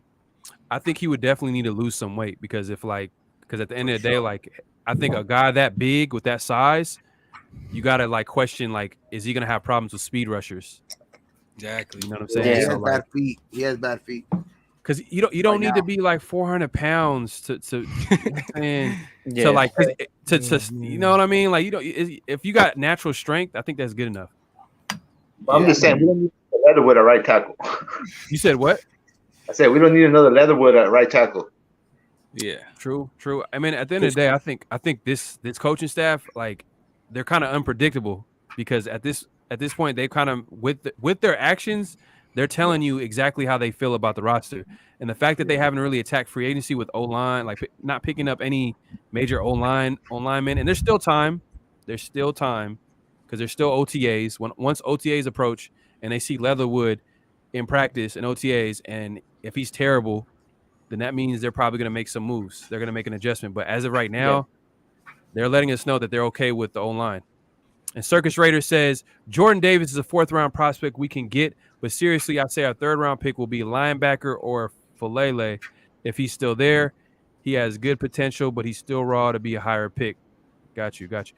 Whoa, Jordan Davis is a 4th. Okay, goddamn. All right, you saying Jordan Davis is a 4th-round prospect? We can Jordan Davis. I think he's saying a different guy, man. Maybe. Because Jordan Davis is like what we're running his. He's gonna be a top 15 pick. Top 10 pick. Yeah, maybe he meant someone else, but if he didn't, he's not going to be 4th. If he didn't, I don't know, man. Hey, Circus Raider, man. I don't know, man. That sounds like some circus shit right there, man. Do you think, damn, that's a huge draft slide all the way down to the 4th? I could maybe. He said he's trolling. He's trolling. Okay. Like Tackler earlier that Derek Carr had nothing to do with Devontae Adams coming to fucking the Raiders. Like, shut your ass up, bro. Hey, what's good, Thor, man? Appreciate you pulling up, man. What up, Thor? R. Smith, great show, Farrell. Keep it. Hey, man, I appreciate it, man. I'm gonna keep coming. We got a lot to talk about. I think I'm going on a marathon. Shout out to to Nipsey. You know what I'm saying? I'm about to go on a marathon every day, at least an hour. I'm trying to be like SC. SC went hard until he couldn't do it no more. You know what I'm saying? He had to tap out. He had to tap out. Yeah. Hell yeah, man. Hell yeah. Get a little break, Raider and for Raider Nation. I'm gonna say Raider Nation. Strong take. Since Adams and Waller will be opposing defense focused, Renfro will break 1,500 yards receiving. Woo.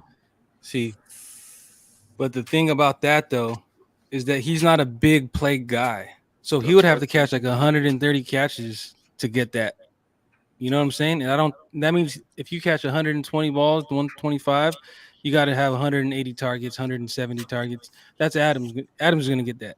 So can he get 1,200? Yeah, I'll say 1,200. My opinion. I think Raider Nation's point is that he's going to be going 1-on-1, like damn near every play. Because at the end of the day, like I think defenses are probably going to double Adams, and then Waller, you can't get like. Waller can't go 1-on-1. You know what I'm saying? Like Waller, if you let that dude loose, you know what I'm saying? It's probably gonna be a touchdown because he's a pretty fast tight end, bro. You know what I'm saying? Mm-hmm. So yeah, for sure. But let's see. And if you guys, we got 40 strong in here, man. Hey, it's my first day show, so I don't know how it is. I know you guys might be working, y'all might be at work, y'all might be on the road. But if you haven't subscribed, make sure to hit the goddamn like button, man, and subscribe to the channel, man. I'm gonna keep coming back with a whole lot of content and even better content than what you see right now. Every time you guys support, the more I'm gonna get better. The more I'm gonna obviously Raider Gabe, he feels that support. He improved the mic. Obviously, you can see the whole setup that SC has. You see the setup that my boy Problem has. Stuff is gonna get better. So make sure you subscribe to not just me, but everybody that's a Raider content creator. Just Raider content creators. If it's cheap content creator, let's dislike their videos. But let's see. Let me move on. Let's move on to the next Black Tide Raider. So Leather would be fine. He needs more consistency with whoever he's playing besides him and better coaching. People are getting too impatient, and it's on the previous regime, not on him. It's true. It's a good point. We can't make fun. We can't get on coaching and then at the same time get on the players too. Like there has to be like a healthy balance. Like at the end of the day, we talk about Carr and how he needs these pieces. He needs better play caller, better, coaches and all that type of stuff. At the end of the day, like if we're giving Carr that excuse, then we have to give players like Leatherwood that excuse too. You know what I'm saying? And they're definitely going to get better coaching. I agree with you, Black Tide Raider. Yeah. And Al Apocalypse has a big announcement to make. That dude's on crack. Oh man, damn, that was a crazy. He just had to... Oh, I think he was talking about Circus Raider. Yeah. He's. I was trolling about the Jordan. Okay. He said he was on crack. Ah, damn, that was funny. It's tough. It's tough. It's tough. Okay, Falele. Okay. I'm behind in the chest. I'm gonna catch up. It's tough being a pimp. So with all the moves we made, okay, Queen has a question. So with all the moves we've made thus far, is there anything you guys would have done differently with cuts, trades, new signings, coaching staff, extensions, all of it? Boom. Problem. You go first. God. All right, I'll go first.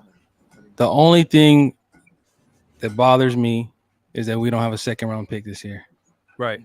If we could have somehow, I would have gave up a player and the future second and a future sixth. You know what I mean? I would have tried to spice it up a little bit to keep that second round this year. Because going into the draft, bro, it's in Vegas. It's like it would have been way more exciting if we had that second rounder this year. You know what I mean? That's the only thing that I would change. Okay. SC? Two things. I would have got Morgan Moses and I would have got Marcus Williams. Because if you could put Marcus Williams on a $4 million cap hit, a top 10 safety at a $4 million cap hit, that's something the Raiders would do. Well, something the Ziegler will do. And as far as Morgan Moses, he got a cheap contract too over there with the Ravens. Ooh. So I'm saying, man, if you got those two guys, damn, we will. I'm not saying we did bad. Ours is pretty good, but I mean, I'm just saying, those two people. Okay. Morgan Moses and Marcus Williams, safety, right tackle. I get you. Would address some needs. ONT6, man. Tell me your thoughts, man. Man, my thoughts. I mean, SC got me with Morgan Moses, but another one that broke my heart, and I shed a little tear when we released him. Alec Ingle, our fullback, brother. That one hurt me, bro. But did you see the contract that he got from Miami? Yeah, but it still hurt me though. I hear you. Fucking the Packers. Was I happy about it? No, it still broke my heart. You know what I mean? I ain't gonna lie. When I seen that contract though, I was like, oh, okay. I see why the Raiders. Yeah, but it made more sense. It made more sense. But still, that's the only thing I would have done to do. It hurt me too. It hurt me too. Yeah, Raider Gabe, tell me your thoughts, bro. Shit, man. If anything, I like all the moves so far. I'm for. The only thing I would probably have done different, maybe just an ad. Probably try to add like another defensive tackle, but like a more like just another a higher end, just to like put next to Nichols. Maybe that's it. Just like maybe like who like maybe Ndamukong Suh, bringing in Ndamukong Suh because he's still solid, man. Because that dude can still him and if you bring that line in, it's him, Chandler Jones. We got Bilal Nichols and then Mad Max, bro. That shit would be fucking crazy. I get you. So you wanted them to at least address that D tackle position a little bit better than they have. Yeah, just maybe like an Ndamukong Suh type signing, or like even like a Hakeem Nicks. I know those guys are injury prone and everything, but those guys are impact players when they're on the field. Yeah. And I'll just say, I'll just make this quick, man. I felt like if they could have just picked up that old lineman, and I think Eric SC, he kind of spoke to it a little bit by saying that, damn, like Morgan Moses, a good target. They literally signed him for what, 5 years? 3 years, 15 mil, 5-year average. We could have, that was doable. You know what I'm saying? That was doable. But Queen, I appreciate the question. It was a great question. What's happening? What we on, Farrell? Hey man, we freestyling today. We freestyling. We're talking about everything: the draft, free agency. You know, how you feel about the Raiders, man? We're talking about everything today.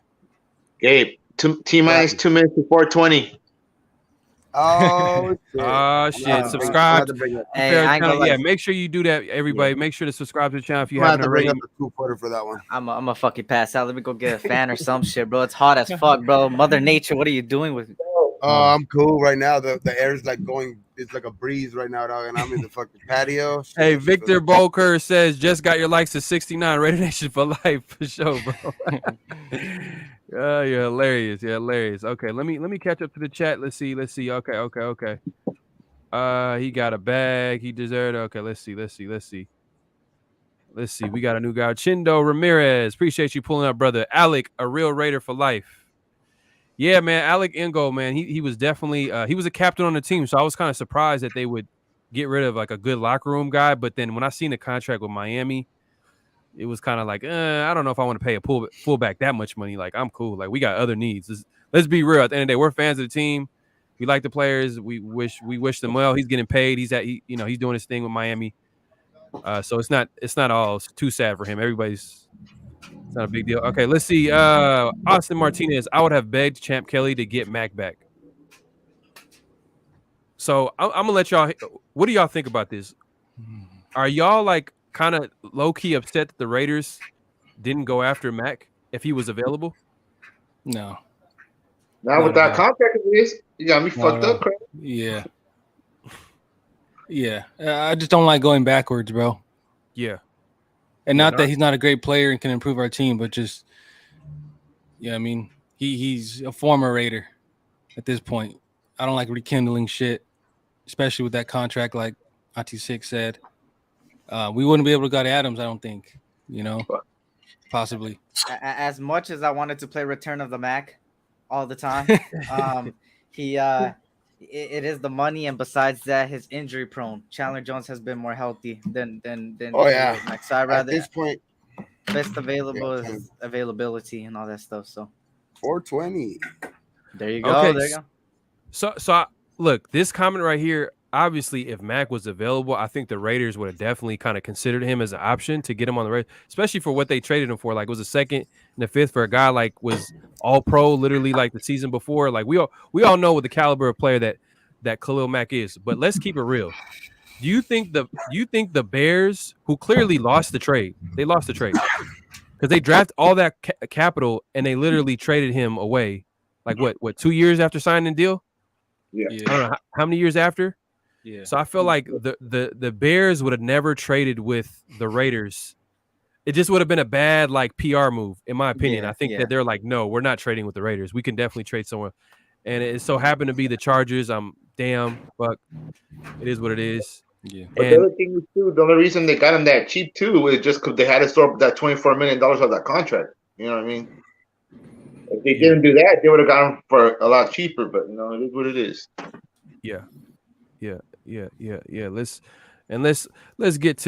Let's get back to the Tomb Raiders, because they are the heart and soul of the Pharaoh NFL channel.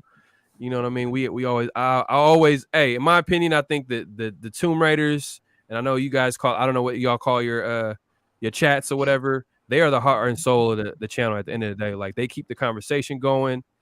You know what I mean? Let's see here. yeah. I'm gonna call mine the Stoned Raiders. It's the Stone Raiders. Oh, damn. Stone Raiders. He's going in. Hey, Queen Raiderette says, nah, he was too expensive.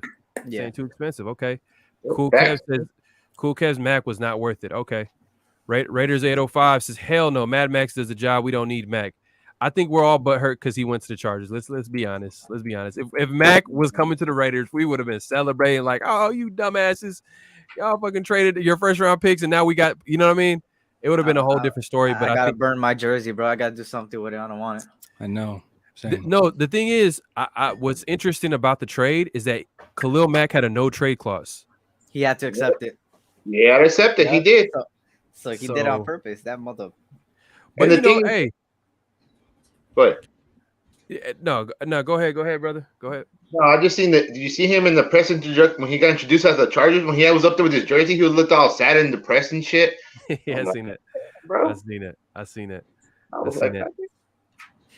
Man, and Raiders multiverse Pharaoh, great job yesterday on Red Zone grade with Gruden coaching years. Can you compare it with McDaniel's coaching years on the Patriots and their Red Zone grade? I would, but I feel like that's a whole different show episode of I'm Alive. I might do that tomorrow. That's a good idea. That's a very good idea. But literally, like, I can just tell you from the top of my head, like, McDaniel's had I think he had 8 years of top 10 offenses and 3 years where he had number 1 offenses. So that in itself, that tell me everything I need to know. Yeah, that's crazy, bro. That tell me everything I need to know. But that's a very specific stat. So I'm gonna look into that. I'm sure I'll bring that up. But you know what? We don't have a lot of time. Fuck it. But I'll save that for like tomorrow. I'll bring that up. That's a good point, Raiders Multiverse. I appreciate you. And Cool Kev is keeping it real. He said Tomb Raiders represent facts. Facts. That's what we do here. You know what I'm saying? All right. Let's see. All right. Austin Martinez, man, you keeping the chat going. Can anyone agree that Max seems way too excited to play for the Chargers though? But we just talk about that? Like, he didn't look too excited. He did. He says way too excited. Maybe he's being sarcastic. He's being sarcastic. You're being sarcastic. All right. Raiders 7D8 says, fellow thoughts, without Adams and Rodgers, wouldn't be MVP. Do you think Carr will be in the conversation next season? Yeah. 100%. Bro, I think he's going to be MVP. I'm saying it right now. I've been saying it for years, bro. If you give this guy the right pieces, oh man, let's go. MVP candidate. That's a problem take right here, man. Okay. So that's your guarantee. You gotta do something. You gotta put something on the line. You gotta put something on the line. If it don't happen, damn, you guys tell me. One chip challenge. Oh, shit. You guys tell me. No, I don't know. I was gonna say you can't shave your head. I'm already shaved, bro. Look at. I know, that's what I'm saying. Eat raw fish. I eat sushi already. Shit, that's true. God damn it. So okay, hey, the thing is, I'm gonna probably remember this, but will you guys remember this? Will Raider Gabe remember this shit? I don't think Raider Gabe remember. Take a picture. I don't think Raider Gabe. I'll remember. I get that. Okay. I have that short term memory loss. I'll post it. I remember when I smoke again. Okay, you heard it here first. Problem is guaranteeing MVP for Derek Carr. You know what I mean? And just let y'all know, I want him to be right. money on that shit on the books. Right now. When I go to Vegas, I'm a bet on it. I'm a show and I'll post it on my Actually, channel. bro, right now, do it. All right. Yeah, hey man, Tomb Raiders, Stack Pack, Stone Raiders, man. It's a collaboration problem. You're gonna have to join the. You're gonna have to you have to come up. So I think Problem is real creative. So I already know he's gonna come with something. Yeah. But yes, I had to do it, bro. I had to chop it off, man. Appreciate it. All right. Cool Kev says Carr needs 50 yards. No, he doesn't. God damn. Hey, Hefe LP said spicy chow. Spicy chow. Oh. What's that green where they put next to the sushi? Wasabi. You have to eat a whole Wasabi. you have to eat Bro, like I ate that shit on accident the other day. I was I did too, Hey, bro. Cool Kev, capital P, capital A, U-S-E. Hey, yo, pause, bro. Bro, you dry. Cool Kev, pause, bro. You God, dry. FALV, why are you keeping it going, brother? God damn. Pause, bro. Pause. Damn. Look, let me say why he's gonna be MVP. Bro. Real quick. Let me say why, right? I could talk about weapons, this and that, right? Coaching staff, this and that. But the thing that's in my head is like, we've seen all the bullshit he's gone through, right? We saw the ups and downs, right? We saw the bad stuff. Now, like, it's the law of polarity, right? Now, this year, we're going to see the opposite, bro. We're going to see it like, what the fuck is happening? I can't believe, like, we're fucking 10-2, 11-1. Oh, that's crazy. Yeah. Carr has, this, that's that. It's going to happen, bro. It's the law of polarity, bro. All that bad shit that's gone down with this team organization, it's going to flip this year. There you go. Talk that shit. Hey, it's a good time to make a confident bet like that. You know what I mean? Especially with the new hires and the players and all that type of stuff. So I get it. I'm with you. I hope you're right. I hope you're right. Mm-hmm. And the Tomb Raiders are agreeing with you. The Tomb Raiders, Raiders 805 says problem. I agree with you. Hey, Richard, problem is spitting facts. Okay. Facts, bro. I see you. Let's go, man. You know what I mean? So they 99 problems, but a fact ain't one, bro. Yeah. Oh shit. Hey, Dark Raider wants some clarity. Dark Raider, he says, is that an MVP or top 3 in votes? Okay. There you go. MVP. Woo! Feels like the curse has been lifted, boys. Hey, man, that when Mark Davis made the move to hire McDaniels and Dave Z, at first, obviously, when you hear, okay, ONT6 is going into his closet and bringing in one of his many jerseys. Let's go. There you go. He's showing support. Go ahead, Pounds. Go ahead. I was. Cool Kev. Look at Cool Kev being dry. Center. Cool Kev being dry. Center. I am the Bay says, fellas, I know we got DA, but how does Carr improve his red zone flaws? Mm-hmm. I feel that's the biggest improvement we need going in this year. Okay. Can't leave 8-12 points on the board each game like in past years. Did he not watch the beginning of the show? I just think he just pulled up. Let's give him a break. Last night, you should have been watching either the Smokeout show last night or the beginning of this show, bro. Right. It was play calling, man. Play calling had a big deal to do with that. For real. It's top 15 top 15 and top 10 without Gruden here, and then what the best he could do was 22 with Gruden here. I think the best, was 22. 22. 22. So what Raider Gabe is basically talking about is, I pulled up a stat, red zone touchdown percentage, and we went all the way back to 2014. We went all the way back to 2014, and guess who got drafted in 2014 and started? Derek Carr, and we were number one. Our offense wasn't good. I'm gonna be clear. Our offense really wasn't that good, but when we got into the red zone, we were the best team in the league in scoring touchdowns. 2014, random stat, I know. The next year, 2015, we were I think number 8. 2016, randomly, even the year that everybody loves to talk about and point out that the Raiders and Carr, that was the offense. That was when Carr was good. We were actually number 13, which is still the top half in the NFL, which is good in touchdown percentage. And this is not field goals, just touchdowns, not field goals. They're not counting field goals, just touchdown percentage. And then after 2016, 2017 comes around, we're number 8. So this is what Todd Downing. Everybody talks about how Todd Downing was a terrible offensive coordinator. We were still number 8 in touchdown percentage. So when we got down there, we scored touchdowns because we had the weapons. We had the weapons. We had the talent. We had the weapons and play calling too. Play calling was a little bit better. But guess what happened in 2018? 2018 comes around. John Gruden. He comes to the Raiders.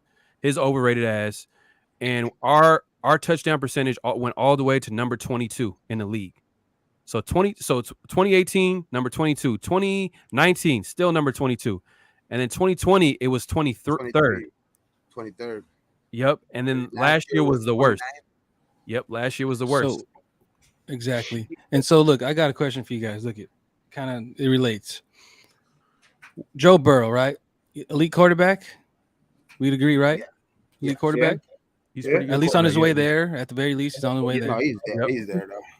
So that's Joe. So that's Joe. If you look at the Bengals offense, they rank 23rd in red zone touchdowns. The same stat that we're looking at for Carr, let's look at it for Burrow. They're ranked 23rd. Okay. Is it because Burrow's flawed? Is it because Burrow ain't elite? Is it because he struggled in the red zone? No.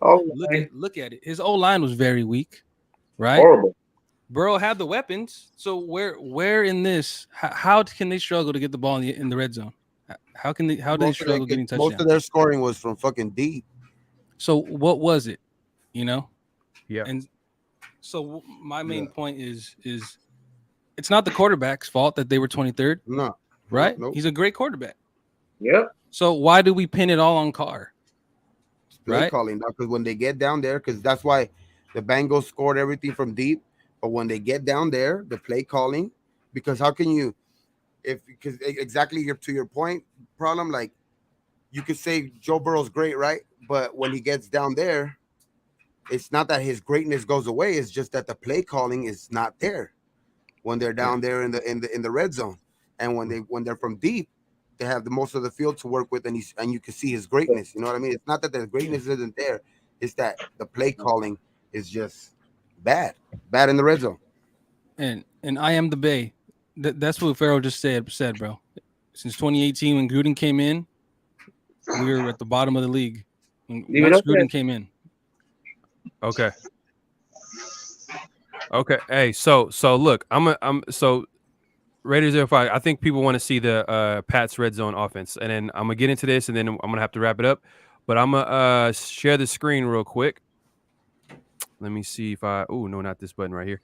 Share, boom, boom, boom, boom. So I'm gonna show you guys the red zone touchdown percentage for the Pats. So McDaniels was the coach. Let's take a look. Can y'all see this? Can y'all see this? Yeah. Okay. So this is 2021, and this last year McDaniels was the offensive coordinator for New England. Boom. Number 7. That is pretty damn good. I'll take that any day. With the rookie quarterback. With the rookie quarterback, and I'm not gonna lie, their weapons don't excite me. I'm not gonna lie, like none they don't really have like a true elite weapon like we have in Waller.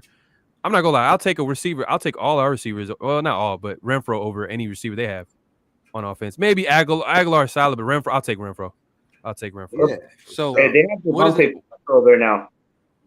Yep. And what does that tell? What's the main thing we could take away from this stat right here? Right? It's not that they have a great QB. It's not that they have great weapons. It's what? They have a great play caller. Yes, sir. That's the main takeaway from this, and that's our whole point, is that we had one of the worst play callers in the NFL in these situations, and now we have one of the best. Okay, so 2020, this was a tough year for New England. That's Cam Newton. Yeah, Cam Newton. Everybody, yeah. So this was a tough year. They were number 24. And this is right below Las Vegas. Right below Las Vegas. So and then you might be like, oh shit, we're getting another Gruden. Nah, not necessarily, because if you want to look at let's compare. Let's compare the Vegas roster and New England at the time. New England really, who do they really have at quarterback? Cam Newton was in and out the lineup. Then who was backing up Cam Newton? Who was coming in? There was really too much. I don't even know. Yeah. So there's a lot of issues going New England. They obviously didn't make the playoffs, but the year they made the playoffs, which is last year, we all seen what they did. So this is 2020. And let's be real. This is a year that Tom Brady it was the first year without Tom Brady, right? Right. Mm-hmm. So there's gonna be some type of hangover, some type of effect that's gonna have on your team. Hell It's yeah. your first year without Brady after what, 15, 20 years. Right. The fucking Patriots were ass that year. That was the year that they were fucking ass all around. And they beat us. Yeah. Shit. Yeah. They beat us. Yeah. So Yeah. look, 2019, they were actually worse. They were 26. Oh yeah, that's when fucking everybody was complaining about Brady didn't have no weapons and shit like that. Is he done? Is he done? Right, right. So the talent level in New England was terrible, to the point where Tom Brady, the guy that's been the face of the New England Patriots for so many years, was like, "Peace out, I'm out. I can't take none of this shit. I need to go to a team that actually knows how to build, put some players around him." And he chose, the Bucks over Bill Belichick and all the Super Bowls that he's won out there, even the fans, everything that you want to bring up. But he didn't even have Edelman. Edelman was fucking out pretty much the whole year. And that was the only season. target. Yeah. And if a Tom Brady offense can be that low in red zone efficiency, anyone could be in that position. Yeah. And then we go to 2018, the first year that Gruden had, obviously we've seen that it dropped all the way to number 22 with Las Vegas Raiders. But for the New England Patriots, 12. Number 12. I'll take that. I'll take that. Yeah. And the thing with McDaniels, what I like about him is that he has a very large sample size when it comes to like coaching in this league, because he's been the offensive coordinator for the Patriots for years. And he's done it so many different ways, as far as like having tight ends, receivers, scoring, high scoring seasons with, like some of Tom Brady's best years came with McDaniels as an offensive coordinator. Yeah. So 2017, let's see, let's take a look. 2017, yeah, he was offensive coordinator at that time. All right, I think I passed them. New England was number 3 in the league, third in the league. I'm gonna take that any day. Great. I'm gonna take that any day. That's you tell me the Raiders are gonna be number 3 touchdown percentage? Boom. That means we're scoring. We're scoring. Yeah. It's automatic. Exactly. Yep. And in 2016, this is a year, obviously the Raiders with Carr. New England was again top 10. You know what I'm saying? The Raiders were top 13. 13. Boom. Y'all get the point. You know what I mean? I don't have to keep going. You know what I'm saying? I already kind of gave you a little bit of like McDaniel's background as far as like how many times he's top 10 in the league in offense and all that good stuff. Yeah. But yeah, man, another successful show. I appreciate everybody pulling up, man. Make sure to like and subscribe so I can keep coming back. Also, go ahead and support these brothers. If my mods, Queen, if you ain't here, please make sure to post the links. Make sure to subscribe to these brothers' channels. But hey, another successful show. Any last thoughts, man? Like y'all want to say something? Twitter or Instagram, whatever y'all want to have people follow you at. Yeah, if you guys want to check me out on YouTube, find me at Problems TV. I'll be dropping some stuff pretty soon. I appreciate you, Pharaoh. Thanks for having me on, bro. It was a fire show. Thank you, man. All good, all good. Hey, my boy SC, what's your last thoughts, man? Where can they find you? I appreciate you for bringing me on. First off, hey, keep grinding, brother. You're gonna start doing that every day. There you go. Hey, that's what it takes, bro. People are gonna notice it, and you're gonna get to 1,000 in no time. But I'm gonna just do the YouTube S.C experience. I know Queen will put it in the chat. That's where you'll find me. I'll be live in about 30 minutes. Let the trash talking begin. All right. My boy SC, man. Y'all see him soon. What's good, man? Shit. You can follow me on YouTube, Raider Gabe, and for sure, Pharaoh. Thanks for having me on, man. Shit, good. It's always cool talking to you, man. Shit. Anybody who knows Raiders, and especially all my fellow content creators, man, shit, we all started this, we all started, together, like pretty much with this shit. So it's like, this shit feels good, man. But the Raiders are back up on top again. Not on top yet, but it's just a matter of time, bro. So it's like, just follow me at Raider Gabe on YouTube, and on Instagram you can follow me at Raider Gabe 54. And yeah, man, just. For sure, man. 420. Yes, sir, man. I appreciate you pulling up, man. And check out his channel, man. He's dope, man. He has a lot nice, chill vibe, different vibe when it comes to Raider content creators, man. But peace out, bro. I'll see you next time, bro. ONT6, man, one of the biggest Raider fans I know, man. One of the biggest Raider collections as far as jerseys goes, man. You have any last thoughts, man, and where people can find you? Man, my last thoughts is to the Chiefs, Broncos, and Chargers. Just bring it this year because the Raiders are coming for your asses.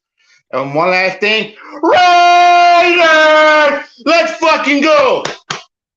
I couldn't say it any better than ONT6, man. That dude's a beast. One of the biggest Raider fans. But I appreciate everybody pulling up, man. Hey, man, everybody that pulled up and showed some love and subscribed and liked the video, man. I really appreciate it. And hey, man, till next time, I'm probably gonna be going live tomorrow.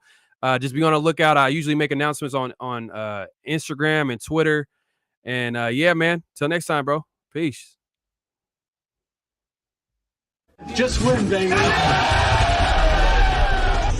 Hello? You play to win the game. You don't play to just play it.